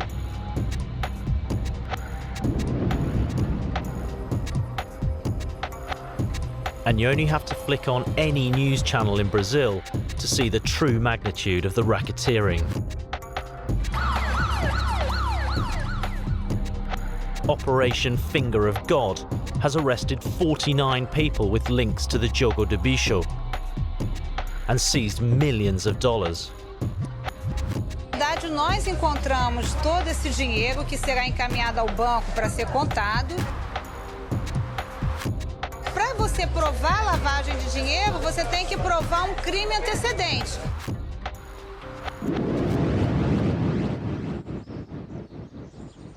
Despite the arrests, allegations of money laundering remain unproven, and confronting a bicheiro is nearly impossible at the moment. But through one of our informants, who's asked to remain anonymous, we've managed to track down someone prepared to talk to us. Explain to me what your role is in the Jogo de Bicho. Eu sou gerente dos pontos de bicho dessa região do Rio de Janeiro. How big bicheiro is your boss? Grandes. So how much can one of the top bicheiros make in a day then? Por dia, uns 200, 300 mil. It strikes me that they put an awful lot of money back into the carnival as well. A maioria dos bicheiros são patronos, eles ajudam. Alguns bicheiros fundaram as escolas. A sociedade faz uma imagem muito negativa dos bicheiros. Não são eles que botam dinheiro nas escolas de samba. I think everybody knows here that a good chunk of the money is coming from these individual patrons who are the head of various bicheiro networks. It's in all the papers, it's what everybody says on the streets. To an outsider, it would look like quite a good way of laundering illegal money, to put it into a samba school and then take out the money legitimately as sponsorship and prize money and that kind of thing. Não posso responder. Não sei. Não é da minha alçada isso.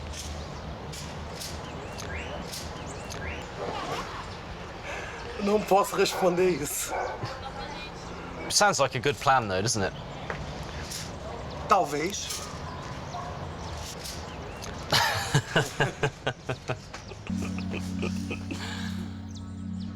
I think I've uncovered as much of this Jogo de Bicho story as I can. You know, there are layers and layers to this, and it's amazing that Dani has said as much as she has. And actually, I think she probably reveals more by what she won't say as what she will.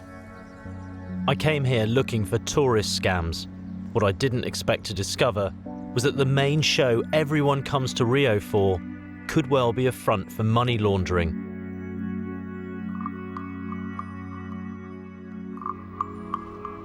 Before leaving the city, I've been invited for dinner with Junior and his family. Leticia. Fala com ele, tá bom? Tudo bem? Mucho gusto. Junior. Excellent, really nice. Passou o carnaval no Rio, gostou? Sim. Assistiu a escola? Portela. Maionese? Portela? We were robbed. Todo ano, todo ano. Todo ano isso, tô acostumada.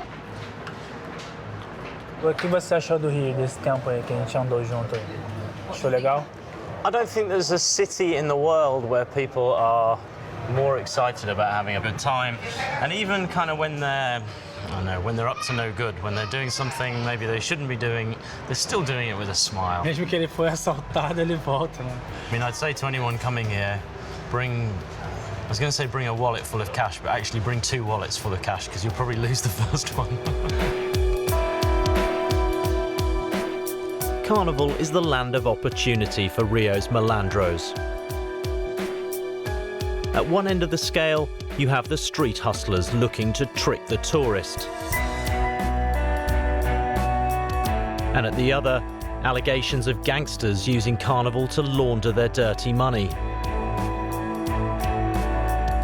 The malandro spirit symbolises everything that's good and bad about the city. So despite all the scams, I'd come back to Rio in a heartbeat, even during Carnival.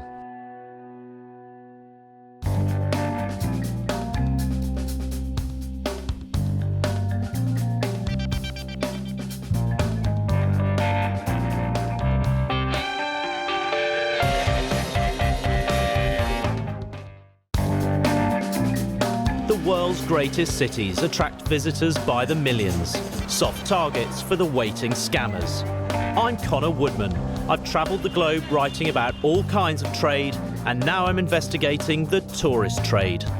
The guidebooks will tell you exactly what to see, but there's one thing they don't tell you. It's a chapter the thieves don't want written. Using hidden cameras, I'll uncover the scams that are every tourist's nightmare. I want to see what she does, and I want to see how she does it. The guy's blocking the door. I'll meet the scammers, befriend them, and learn the tricks of the trade. Got to be joking. 6 times what you charged me to get out there. I get scammed, so you don't have to.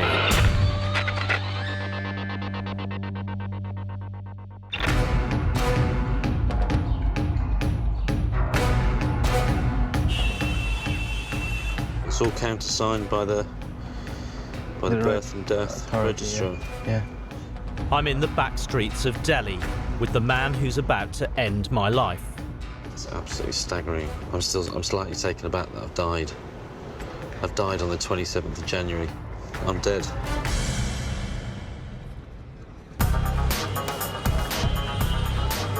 Delhi is one of the world's great historical cities, steeped in history and spiritual tradition, making it an attraction to visitors from all over the world. It's a vibrant melting pot of 17 million, but of these, some 60,000 survive by begging. Primary targets include tourists, sitting ducks in Delhi's busy traffic. These beggars will take anything they can get their hands on.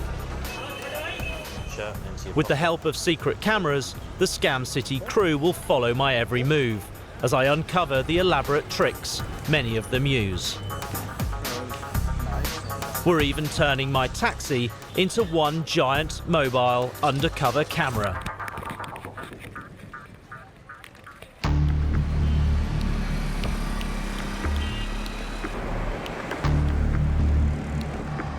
My mission begins cruising around Delhi's hotspots in my spy taxi looking for beggars. It doesn't take long. Every time we stop, another child approaches the window. But I'm yet to see a scam. All that seems to be going on is street selling and outright begging. No money, no papa, no. 10 rupees.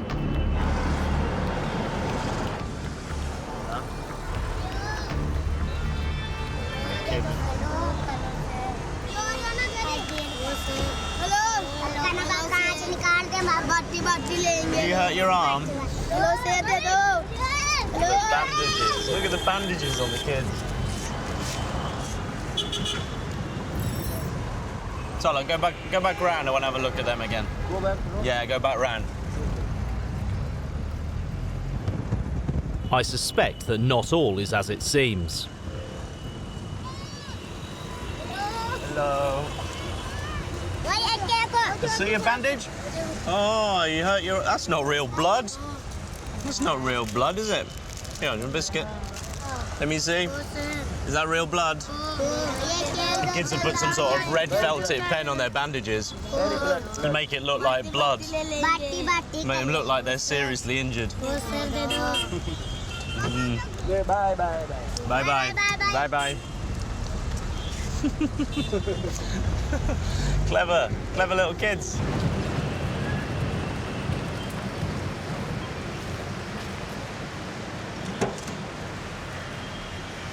The kids at the roundabout there have got an inventive little scam going on. It's quite common for kids to beg at traffic lights and roundabouts in Delhi, but these kids, they've put bandages on their arms and on their heads, and not only that, but they've coloured them in with red felt tip pen to make it look like blood. What I need to do is to give our fixer a call and get him down here because I want to go back and I want to talk to them.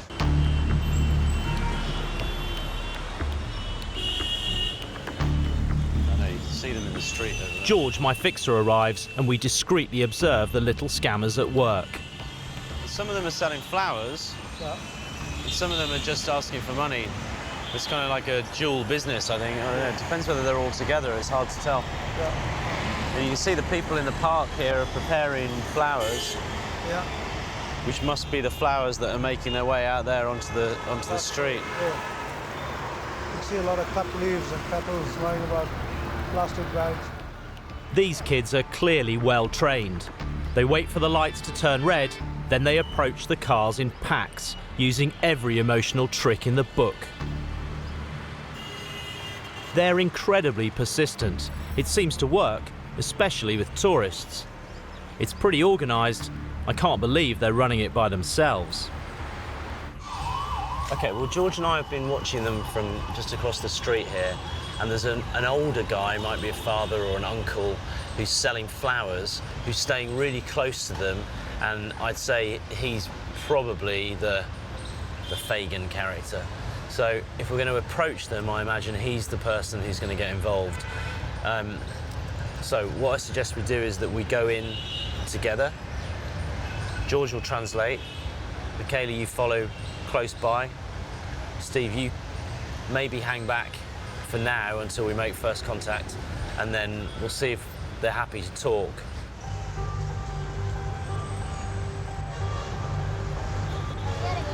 We're immediately confronted by the gang leader, who's called Kailash. Hey, how you doing? We explain who we are and our intentions. Kailash seems intrigued and leads us to their makeshift home to meet the rest of his crew. They're as wary of us as we are of them. Whereabouts in India are you from? But slowly, they open up. Rajasthan, okay. What do you do back in Rajasthan? खेती होती तो खेती कर लेते हैं, नहीं होती तो वापिस ऐसे खा पी के वापिस आ जाते हैं, यहाँ कमा के ले जाते हैं, यहाँ कमाते हैं, वहाँ जाके उड़ा के आ जाते हैं। So for half the year you could be farming in Rajasthan and then half the year here in Delhi. Right, okay. So whose idea was the injuries? बचपन से हम मांगे हुए हैं, जैसे रास्ते में कोई आदमी जा रहे हैं आ रहे हैं, कहीं स्टैंड है तो स्टैंड पे बांध के कहीं एक जगह बैठ के बांध लिए पट्टी इतना पैर में तो वहाँ भेज गए, वहाँ पे करते रहे साफ चलो लेना विकला। And you make more money with the injury than without? Yeah. Yeah. Alongside the fake bandage scam, the gang sell almost dead flowers. They peel off the wilted top petals so that the buds appear fresh. The women buy the flowers from a market several miles away for around 10 rupees a bunch, haul them back to the park and sell them on for 100 rupees. That's about $1.80, a whopping 900% profit. They store the flowers in a broken water drain. If they're not sold within 2 days, all the profits are lost. Who are your best customers? Are they Indian people or tourists? बाहर वाले दे देते हैं, जो बाहर के आदमी आते हैं ना, अमेरिकन इंडियन, ये पैसे देते हैं, यहाँ के नहीं देते हैं। What I'd like to do, if it's all right with you, is come back in the morning and see you getting ready and the kids getting ready, and then watch you going out with the kids and seeing how they work on the street out here. So we meet here after you buy the flowers tomorrow morning? Yeah? Yeah, well, see you tomorrow. See you tomorrow? Okay.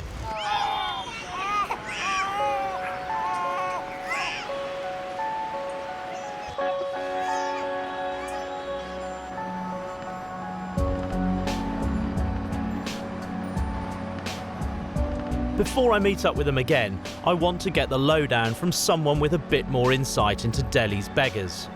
Conor Singh is one of the city's foremost investigators. Begging is a huge industry. It is very well organized.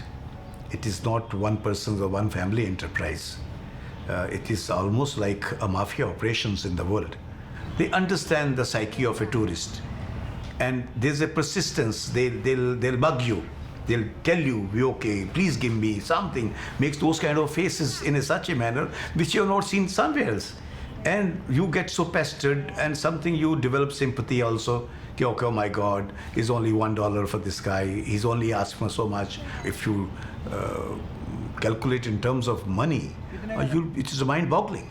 The kind of money every day this begging industry is earning is a huge.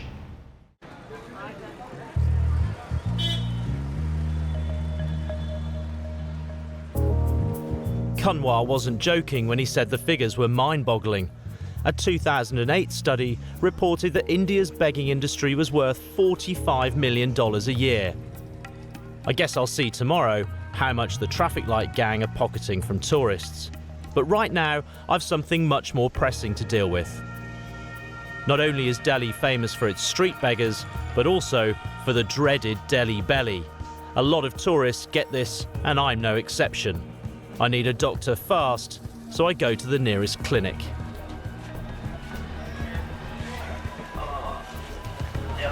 I wonder if you can help me. I'm not feeling good. Feeling all diarrhea and pain all in here. Pain in stomach. Yeah. Diarrhea. Yeah. And I feel kind of shivery and head ache. Have pain in head. Ayurvedic medicine. Ayurvedic medicine. Not pills. Not pills. Yeah. No pills. Okay. Only Ayurvedic medicine. I guess Indian problem, Indian medicine. Yeah. Cure anything? Yes. Yeah, anything. Anything? Cancer. You can cure cancer? Wow. Just with this stuff? Amazing. Sorry, start again? I take... The doctor asks for 150 rupees, about $3 for a concoction of weird-looking herbal medicines. In this state, I'll give anything a go. Now it's time for me to hit the sack and see if I can't sleep this off.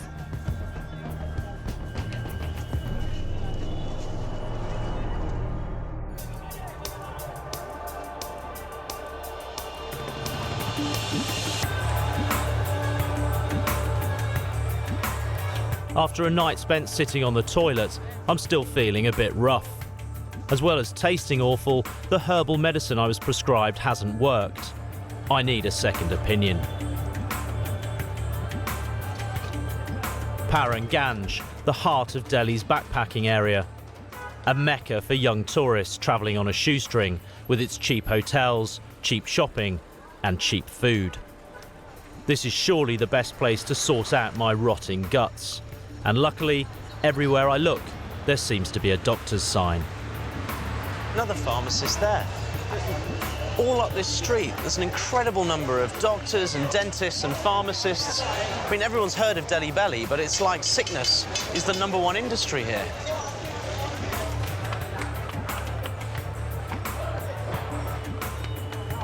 I'm spoilt for choice, but I settle for one that claims to be qualified for almost everything. What happened to you? I don't know if it's something I've eaten, but since the middle of the night I've had stomach cramps, diarrhea all morning, and headache since last night as well. I've taken 2 paracetamol, but it hasn't. Okay. Okay, just lie down. Let me check.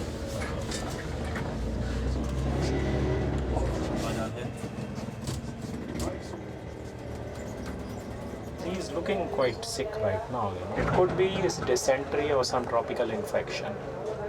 Tropical infection? Yes, Or of course. dysentery. I have to start some antibiotics for you, and maybe we can do a blood and stool check for you. Either we are starting IV, which we can give for a few hours. Okay? Okay. Don't worry, you will be okay, man. The doctor seems to be throwing everything at this. Surely there's an easier way to cure a bout of Delhi belly. How many rupees? It's in 1643. 1,643. 43, yes. $32. That's twice what the average Indian earns in a week. Way more than I was expecting to pay. I think I may have just been ripped off.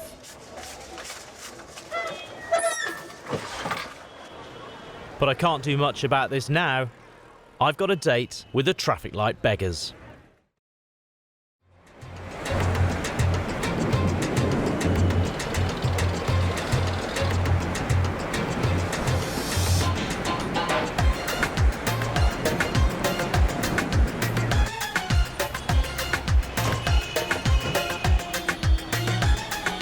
My plan is to see their operation up close by becoming part of the crew.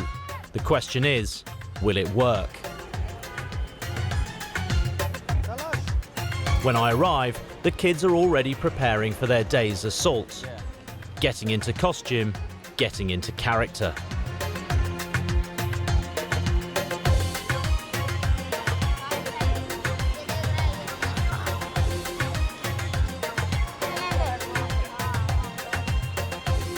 That went easier than I thought. I'm in with the crew. Let's see if the kids will reveal some of their techniques.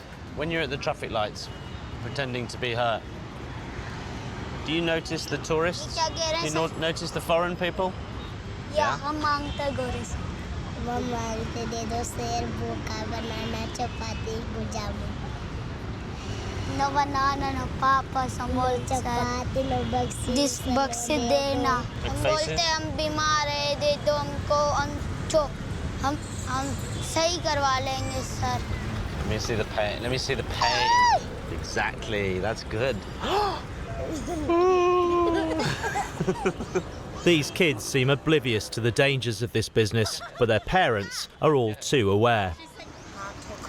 मेरा बच्चा मर गया 6 साल की लड़की थी मेरी अब वो खेलती खेलती तो मैं एक रोटी पूरी बना चुकी हूँ मैं खाना देती हूँ तो वो बोल के चक्कर में भगवान ने वो बोल इधर चली गई अब भगवान ने वो लड़की ने फेंक दिया और लड़की को उसने बुलाया गाड़ी वाले ने ये कोई समझ में नहीं आया ठीक है तो लड़की निकलती है बैट बॉल की तरह गाड़ी से नीचे निकालती अब तो मैं क्या करूं क्या नहीं करूं रो धो वो गाड़ी वाला भाग गया I came here to investigate a scam, but Lali's story makes for difficult listening.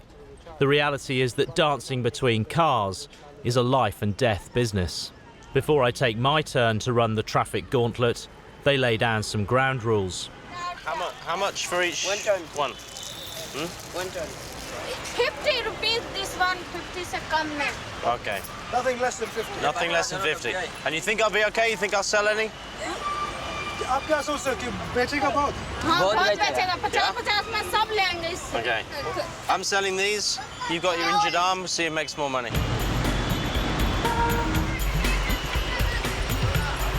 Let's go. Let's go. Let's go. Let's go. Let's go.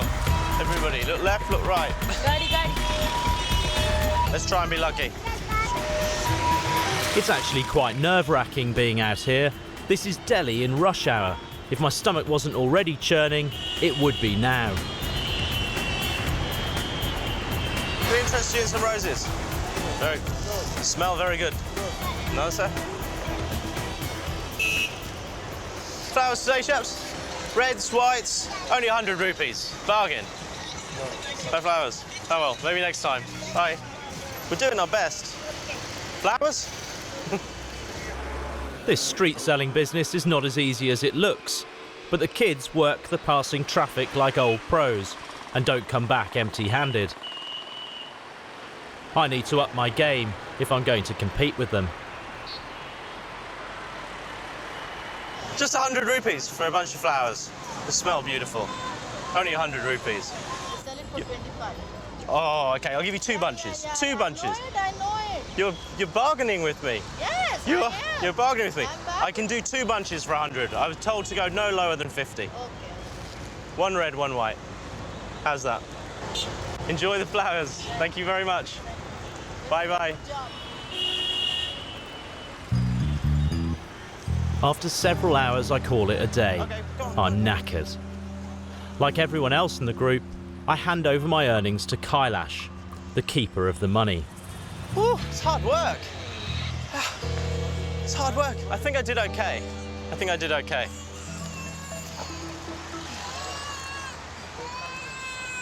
I got 100 for one bunch. I got 100 for another bunch. I got another 30, and then I think I got another 20 as well. It's okay? But how did I do? Did I do okay? I made 250 from 4. What did I sell? 4 or 5 bunches? Good, very good. So I come back again tomorrow. Okay. Okay. Bye, bye, bye, bye. Bye, bye. See you later, bye. Bye, bye, bye, bye. I only earned around $5, a small return. But if every beggar in Delhi earned the same as me this morning, that's over $250,000 in just a few hours. I can see why this is a multi-million-dollar racket.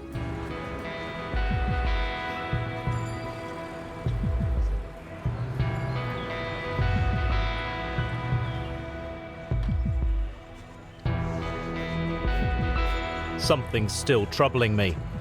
This morning I went to see a doctor who overprescribed me a bunch of antibiotics and charged me through the roof for them. With so many doctors in the backpacker area of Paraganj, are other tourists being ripped off too?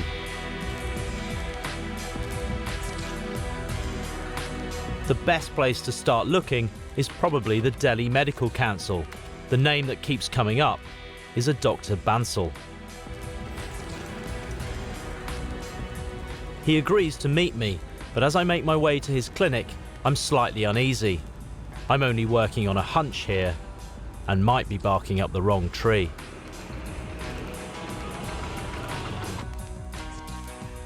In a city of 17 million, how many doctors are there in Delhi? Qualified doctors in Delhi are approximately 45,000. Equal amount of unqualified doctors who don't have any degrees, they're also the same. So there's the same number of real doctors as fake Yes, doctors. yes. So it's a 50-50. Even it is more than. If you go and see a doctor on the street, you've a greater than even chance that they've never even been to university. Yes. Not only are some of these doctors ripping tourists off by overprescribing, but they might not even be real. Is it all across the board? Does it affect tourists, travellers, people who live in Delhi, everybody? Everybody. Few years back, one of a minister died at the hand of a quack. He was given an injection by a fake doctor, and with that wrong medication, he died. Let's say I wanted to be a quack in the morning. What would I need to set myself up? Nothing. You don't require anything.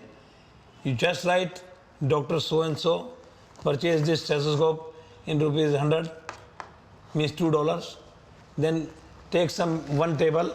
You can take one table, one chair, and one stool. This is very strange. It's extremely worrying. Very strange. I guess tourists are probably a target because we come here with so much health insurance. You know, we're a bottomless pit of money, aren't we? Correct. These quacks who are slightly shrewd, they know they can earn more money from the foreigners. Mm. So the way they make money is just to give you as much treatment as possible, whether you need it or not. Whether you need or you don't need. It sounds like a dangerous place to get sick. Yes.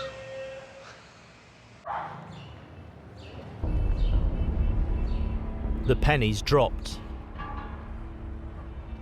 I now see why there are so many doctors in Delhi.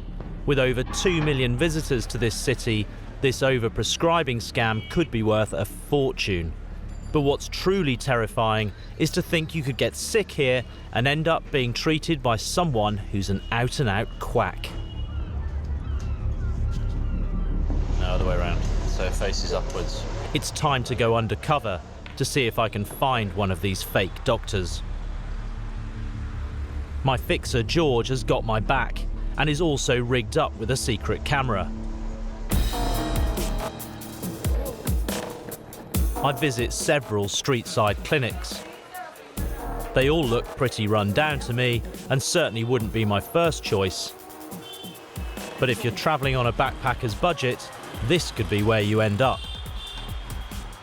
So far, all appear to have certificates and conduct what seem to be thorough medical examinations.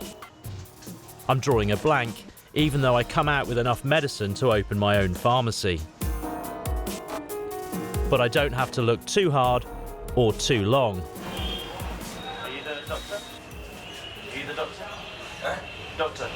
Yes. Yeah, you're okay. I look around, but can't see any certificate. I think maybe I might have eaten something really cramps in the stomach. Headache. Yeah, headache, cramps, and I've had diarrhea this morning as well.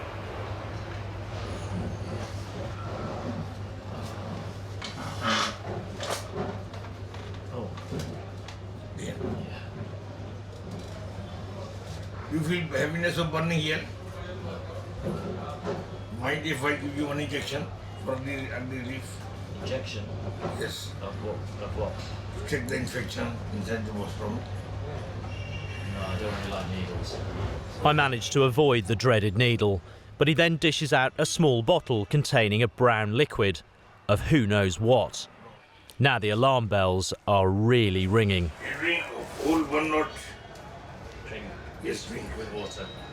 He then passes me a mysterious assortment of pills. If you feel vomiting too much, you take 2. Okay. Otherwise, you take 2 at night and 1 in the day. Even if you feel vomiting tendency, uneasiness, you take 1. Okay. Okay. Thank you, doctor. You're welcome. How much is that? It's 250. 250. That's about $5. I'd have to be dead before I'd let that guy give me an injection. There's absolutely no way. Well, I've been to my doctor with a jippy tummy before, but I've never been prescribed anything like this. A bag of multicoloured pills and a bottle of brown sludge. I give the names and details of all the doctors I visited to Conor Singh, the private investigator I met. He confirms that everyone is registered except for the so-called doctor who wanted to stick a needle in me. His records were nowhere to be found, just like his medical certificates.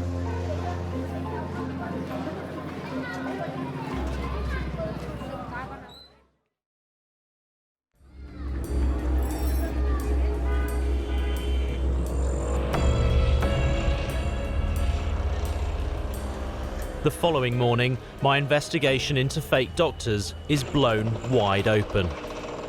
There's an incredible story in today's newspaper about a 90-year-old man who has spent time in prison for producing fake doctor's certificates here in Delhi. Apparently he's produced over 50,000 in the last 15 years, which means if those people are actually practicing, that's a lot of fake doctors out there.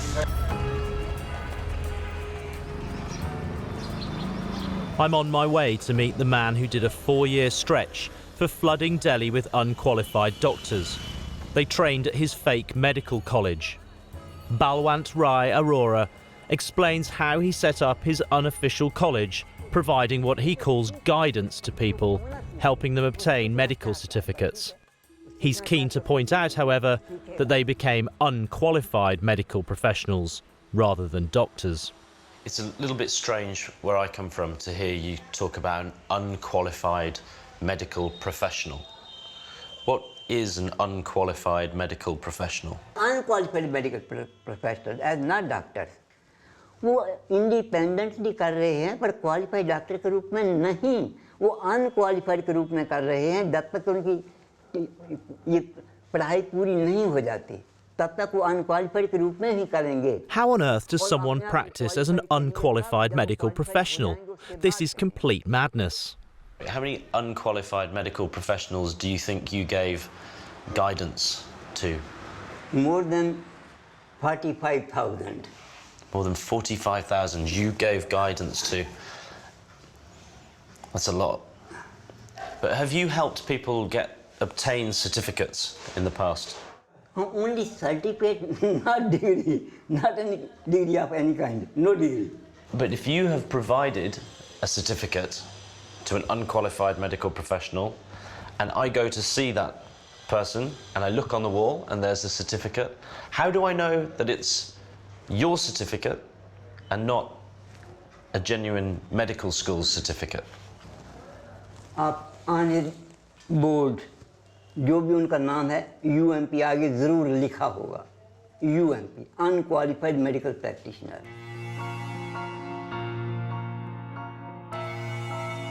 You know, that guy might look like someone's granddad, but he's responsible for knocking out 45,000 quack doctors here in Delhi, and that, by anyone's standards, is a pretty major scam.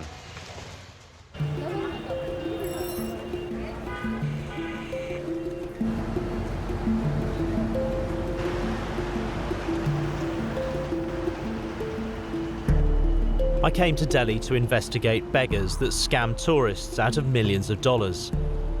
I didn't expect to come across a medical racket run by crooked doctors. But something tells me this goes much deeper than just hiked up prescription bills and quacks. After digging around, it seems that it's not just the doctors who are scamming, but tourists are also getting in on the act. In collusion with real doctors, they file bogus medical claims against their insurance companies for sometimes serious amounts of money. These doctors are not just the street-side rip-off artists I've come across so far, they're connected to Delhi's criminal underworld. Let's see if I can bust one. Now, the doctors are clever. They don't approach the tourists themselves, they use touts who work in the tourist areas. So if I'm going to find a dodgy doctor, a really dodgy doctor, I've got to find a dodgy tout.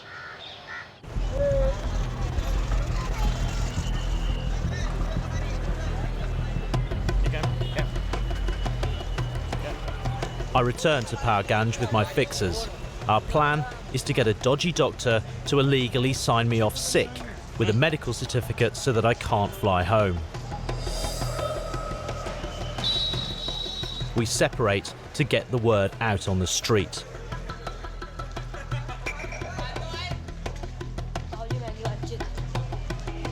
Okay.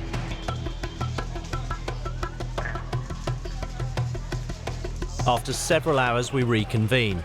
I've come up empty-handed, but one of my fixers has a lead. We've heard of one tout who's particularly active, and he operates from a hotel, small hotel, just round the corner. This sounds like it kind of depends on the doctor actually being a genuine doctor, because the insurance companies are nobody's fools. We can't do this with a quack doctor, can we? We need the real deal. Yeah, correct. So as soon as I got the bit of paper, he and I are partners in crime. Okay. No more. Yep.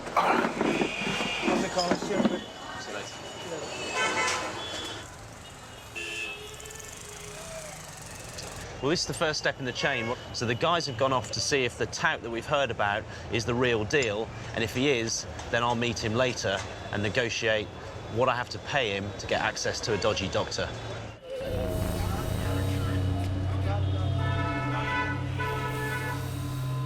The waiting is nerve-wracking. This is the first time I'm going to try and scam the scammers.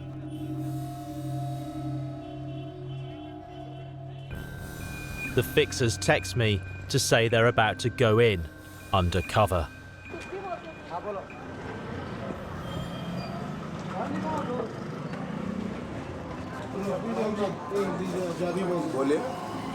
मुझे ना sir वो medical certificate चाहिए था extend stay का medical certificate चाहिए हाँ हमारा एक बंदा है तो आप है कहाँ के हम तो जमपुरा में रहते हैं मगर हमारा एक आदमी पड़ता है हाँ किस स्टेट में पड़ता है जमपुरा भैया दिल्ली में दिल्ली में हाँ आपको बनाना है नहीं हमारा एक बंदा है कहाँ के हैं वो इंग्लैंड का है तो उसको तो सर्टिफिकेट चाहिए ना हाँ वही पक्का डॉक्टर होगा हाँ MBBS ये होगा MD डॉक्टर होगा कोई आयुर्वेदिक डॉक्टर नहीं MD डॉक्टर कमाल बात है इतना पैसा लेगा तो वो ऐसे जाली में थोड़ी बनेगा अपना तो साइन कर देगा मोहर मार देगा अच्छा लेकिन गलत काम कभी मत कीजिए क्योंकि 420 वाला केस जो है ना बहुत हार्म है, जबकि मंत्रालय रक्षा मंत्री सबको जेल हो रहा है, सीबीआई को छानबीन कर रहा है, तो इसको कौन चुनता है?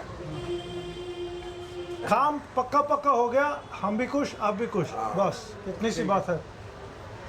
थैंक यू, फिर शाम को आओगे।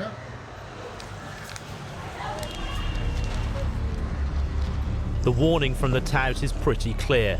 We're not to cross him.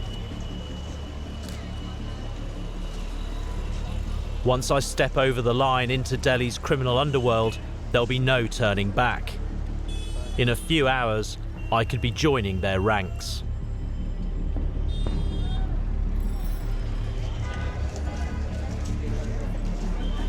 Later that evening, I get word the deal is on.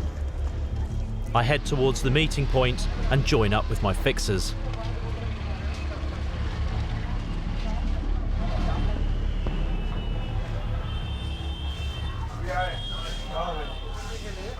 काम इसका है, पैसे देना। हाँ? हाँ। The money. 3,300 बोला था। हाँ दीजिए। You want my details too?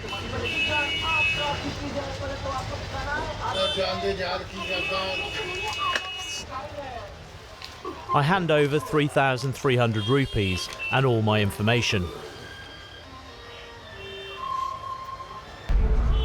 We're told to wait outside while a second tout contacts the doctor. Half an hour passes, nothing's happening. This guy's silence is all a bit unnerving.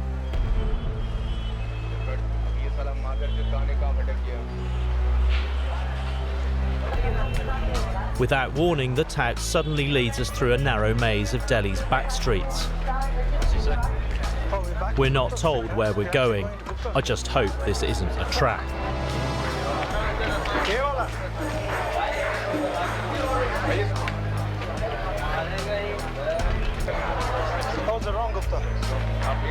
It looks like we're finally here.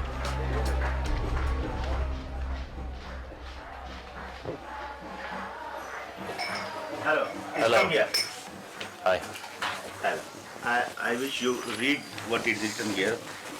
Certified that Mr. Conor Woodman, whose signatures are given below, with passport number is suffering from acute bronchitis with breathlessness. Yeah. He is advised complete bed rest for 10 days. That is from 5/3 to 14/3. Okay. During this period, he is not fit to travel by air. Fine. That's great.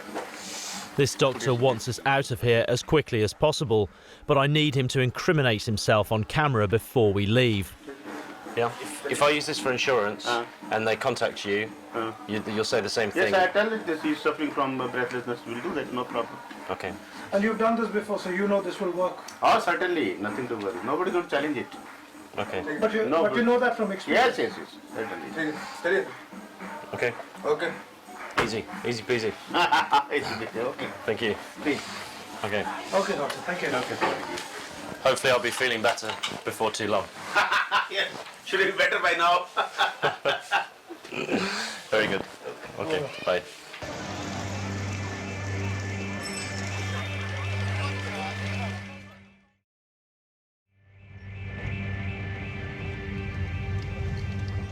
Well, I've been signed off with acute bronchitis for the next 9 days by a doctor that never even examined me. I mean, if I did have a flight that I wanted to move, there you go, that's all I need to put in an insurance claim and get the money for the flight back, which means I can go home whenever I like. It's amazing to me that he would do something like that for only $80, but that really gives you some insight into just how rife this kind of behaviour is here. And it makes you wonder, is there any piece of paper that you couldn't get signed?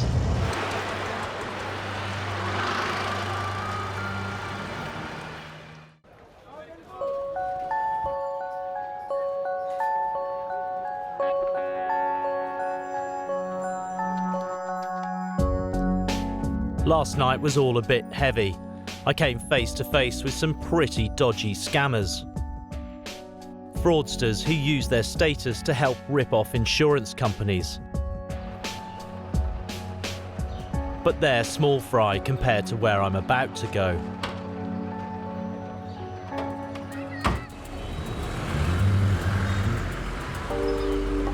Can I pull off the ultimate insurance scam, which carries with it the ultimate price? The cost of my life. But I need to test the water one more time. Yesterday, I scored a medical certificate that lets me extend my trip here with my flight paid for. Now I want to see if I can get some spending money to go with it. And I think I know just the doctor. The crook that fleeced me of my cash by prescribing me a pharmacy worth of pills for my deli belly. Hello, doctor. I'm feeling much better. Thank you. I told you. Yeah. You'll be okay. You did the trick. Oh, I knew it. Yeah. It was not a trick, you know. No. It was evidence-based. Evidence-based, good. Trick is something, you know, you try, you may not succeed. Yeah. That's a trick. Yeah. You know? But I knew what you will. So. Cool. I need to pick up the receipt. Are you sure there's nothing in there that we could... Well, boss, just finish off the antibiotics and Right. that's all. Whatever was there, we have treated. There's no opportunity to treat anything else in there? Nothing, you know. This you catch from some food or water. Sure. We seem to be dancing around the issue. I need to cut to the chase. This is quite a low claim for my insurance. Whatever you paid us. I'm just wondering if there's any way of making it a little bit more, How much more? worth my while. How much more? How much your insurance paid? Then I tell you what we can do for you. What could you do? Tell me how much you need, you know. If we made any access, this is, first I make it clear, this was the laboratory bill. You have already Okay. paid me 2,630, you have to make the balance. So, I mean, could we make it 50? 50 will be little pushing too it. much. I can make around 20, 25. Let's go. Something. Why don't we go 25, and then it's worth my while putting in a So that's a what claim. I'm already suggesting to you. I've just succeeded in upping my medical insurance bill from 2,600 to 25,000 rupees. I'm on the edge of committing a major fraud claim, and I can't believe how easy he's made it. We can say the same sickness, we keep you for IV and this. We have bed upstairs, so all this come like this. You just give me the paperwork. We will give the paper to you, of course. I give the medical report, receipts, breakups, Okay. everything. Okay. So, But if you are ready to bear the expenses, overheads. Okay. What we say, overhead. overheads. Overheads. Okay. It's shocking to think that if I was to go through with this, I could rip off my insurance company for close to $500. This is one of the easiest scams I've ever pulled off, but with some of the highest returns.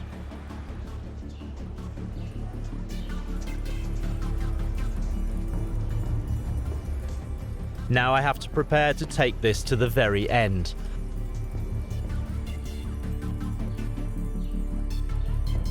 My fixers have given me the name and number of a man who has far-reaching contacts into the criminal underworld.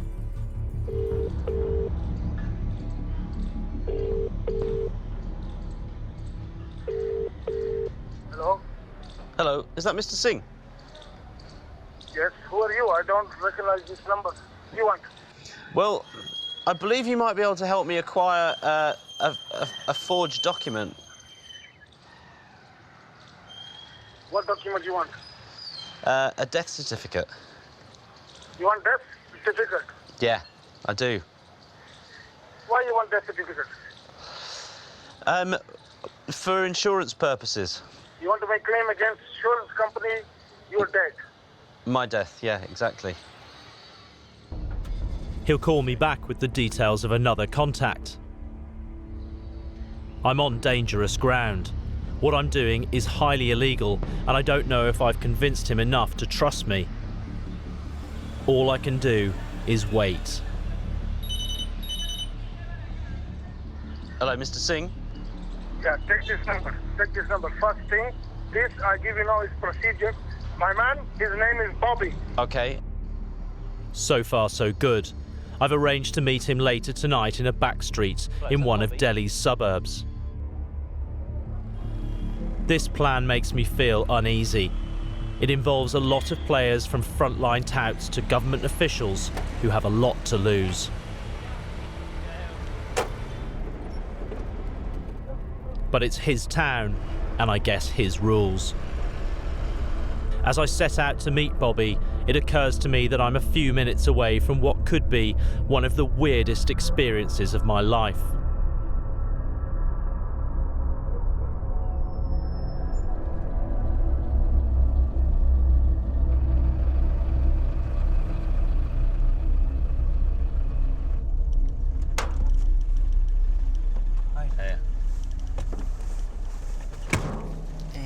Bobby. You're a friend of Mr. Singh's? Yeah. Yeah. He tells me you might be able to help me with a bit of paperwork that I'm after. What kind of paperwork are you looking for? Well, I believe it may be possible to, say, fake my own death. When you mean in to say a India. death certificate? Exactly. Can be arranged. So it'll be a genuine death certificate. It's going to be a genuine death certificate. Right. And that's something that I could use for an insurance claim. If you want to. Right, okay. And how much is that going to cost me? 25,000. Rupees? Yeah, Indian rupees. Okay. So, I could take the 25,000 rupees I scammed from the fake medical certificate and use that to pay for my death. And that means, in the end, I could net hundreds of thousands, if not a cool million or so. And that's big business. We arranged to meet in a few hours. As I kill time, I get to thinking how many other tourists Bobby has killed off and how much they've scammed from insurance companies.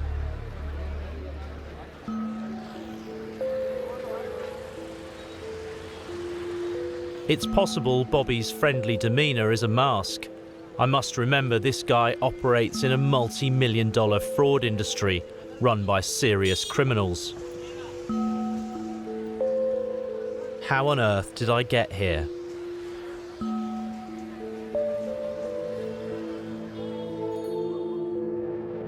Are you early or am I late? No, we are on time. Okay, good man. Yeah, this is what you asked for. It's all done? Yeah, it's all done. Oh my God. It looks official. It's all countersigned by the birth and death authority, registrar. Yeah. So that's it. Yeah. I'm dead. Yeah, officially you are. He killed me. It's absolutely staggering. I'm slightly taken aback that I've died. I've died on the 27th of January, and yet here I am. Oh, I'm getting scared, mate. I'm talking to a dead man.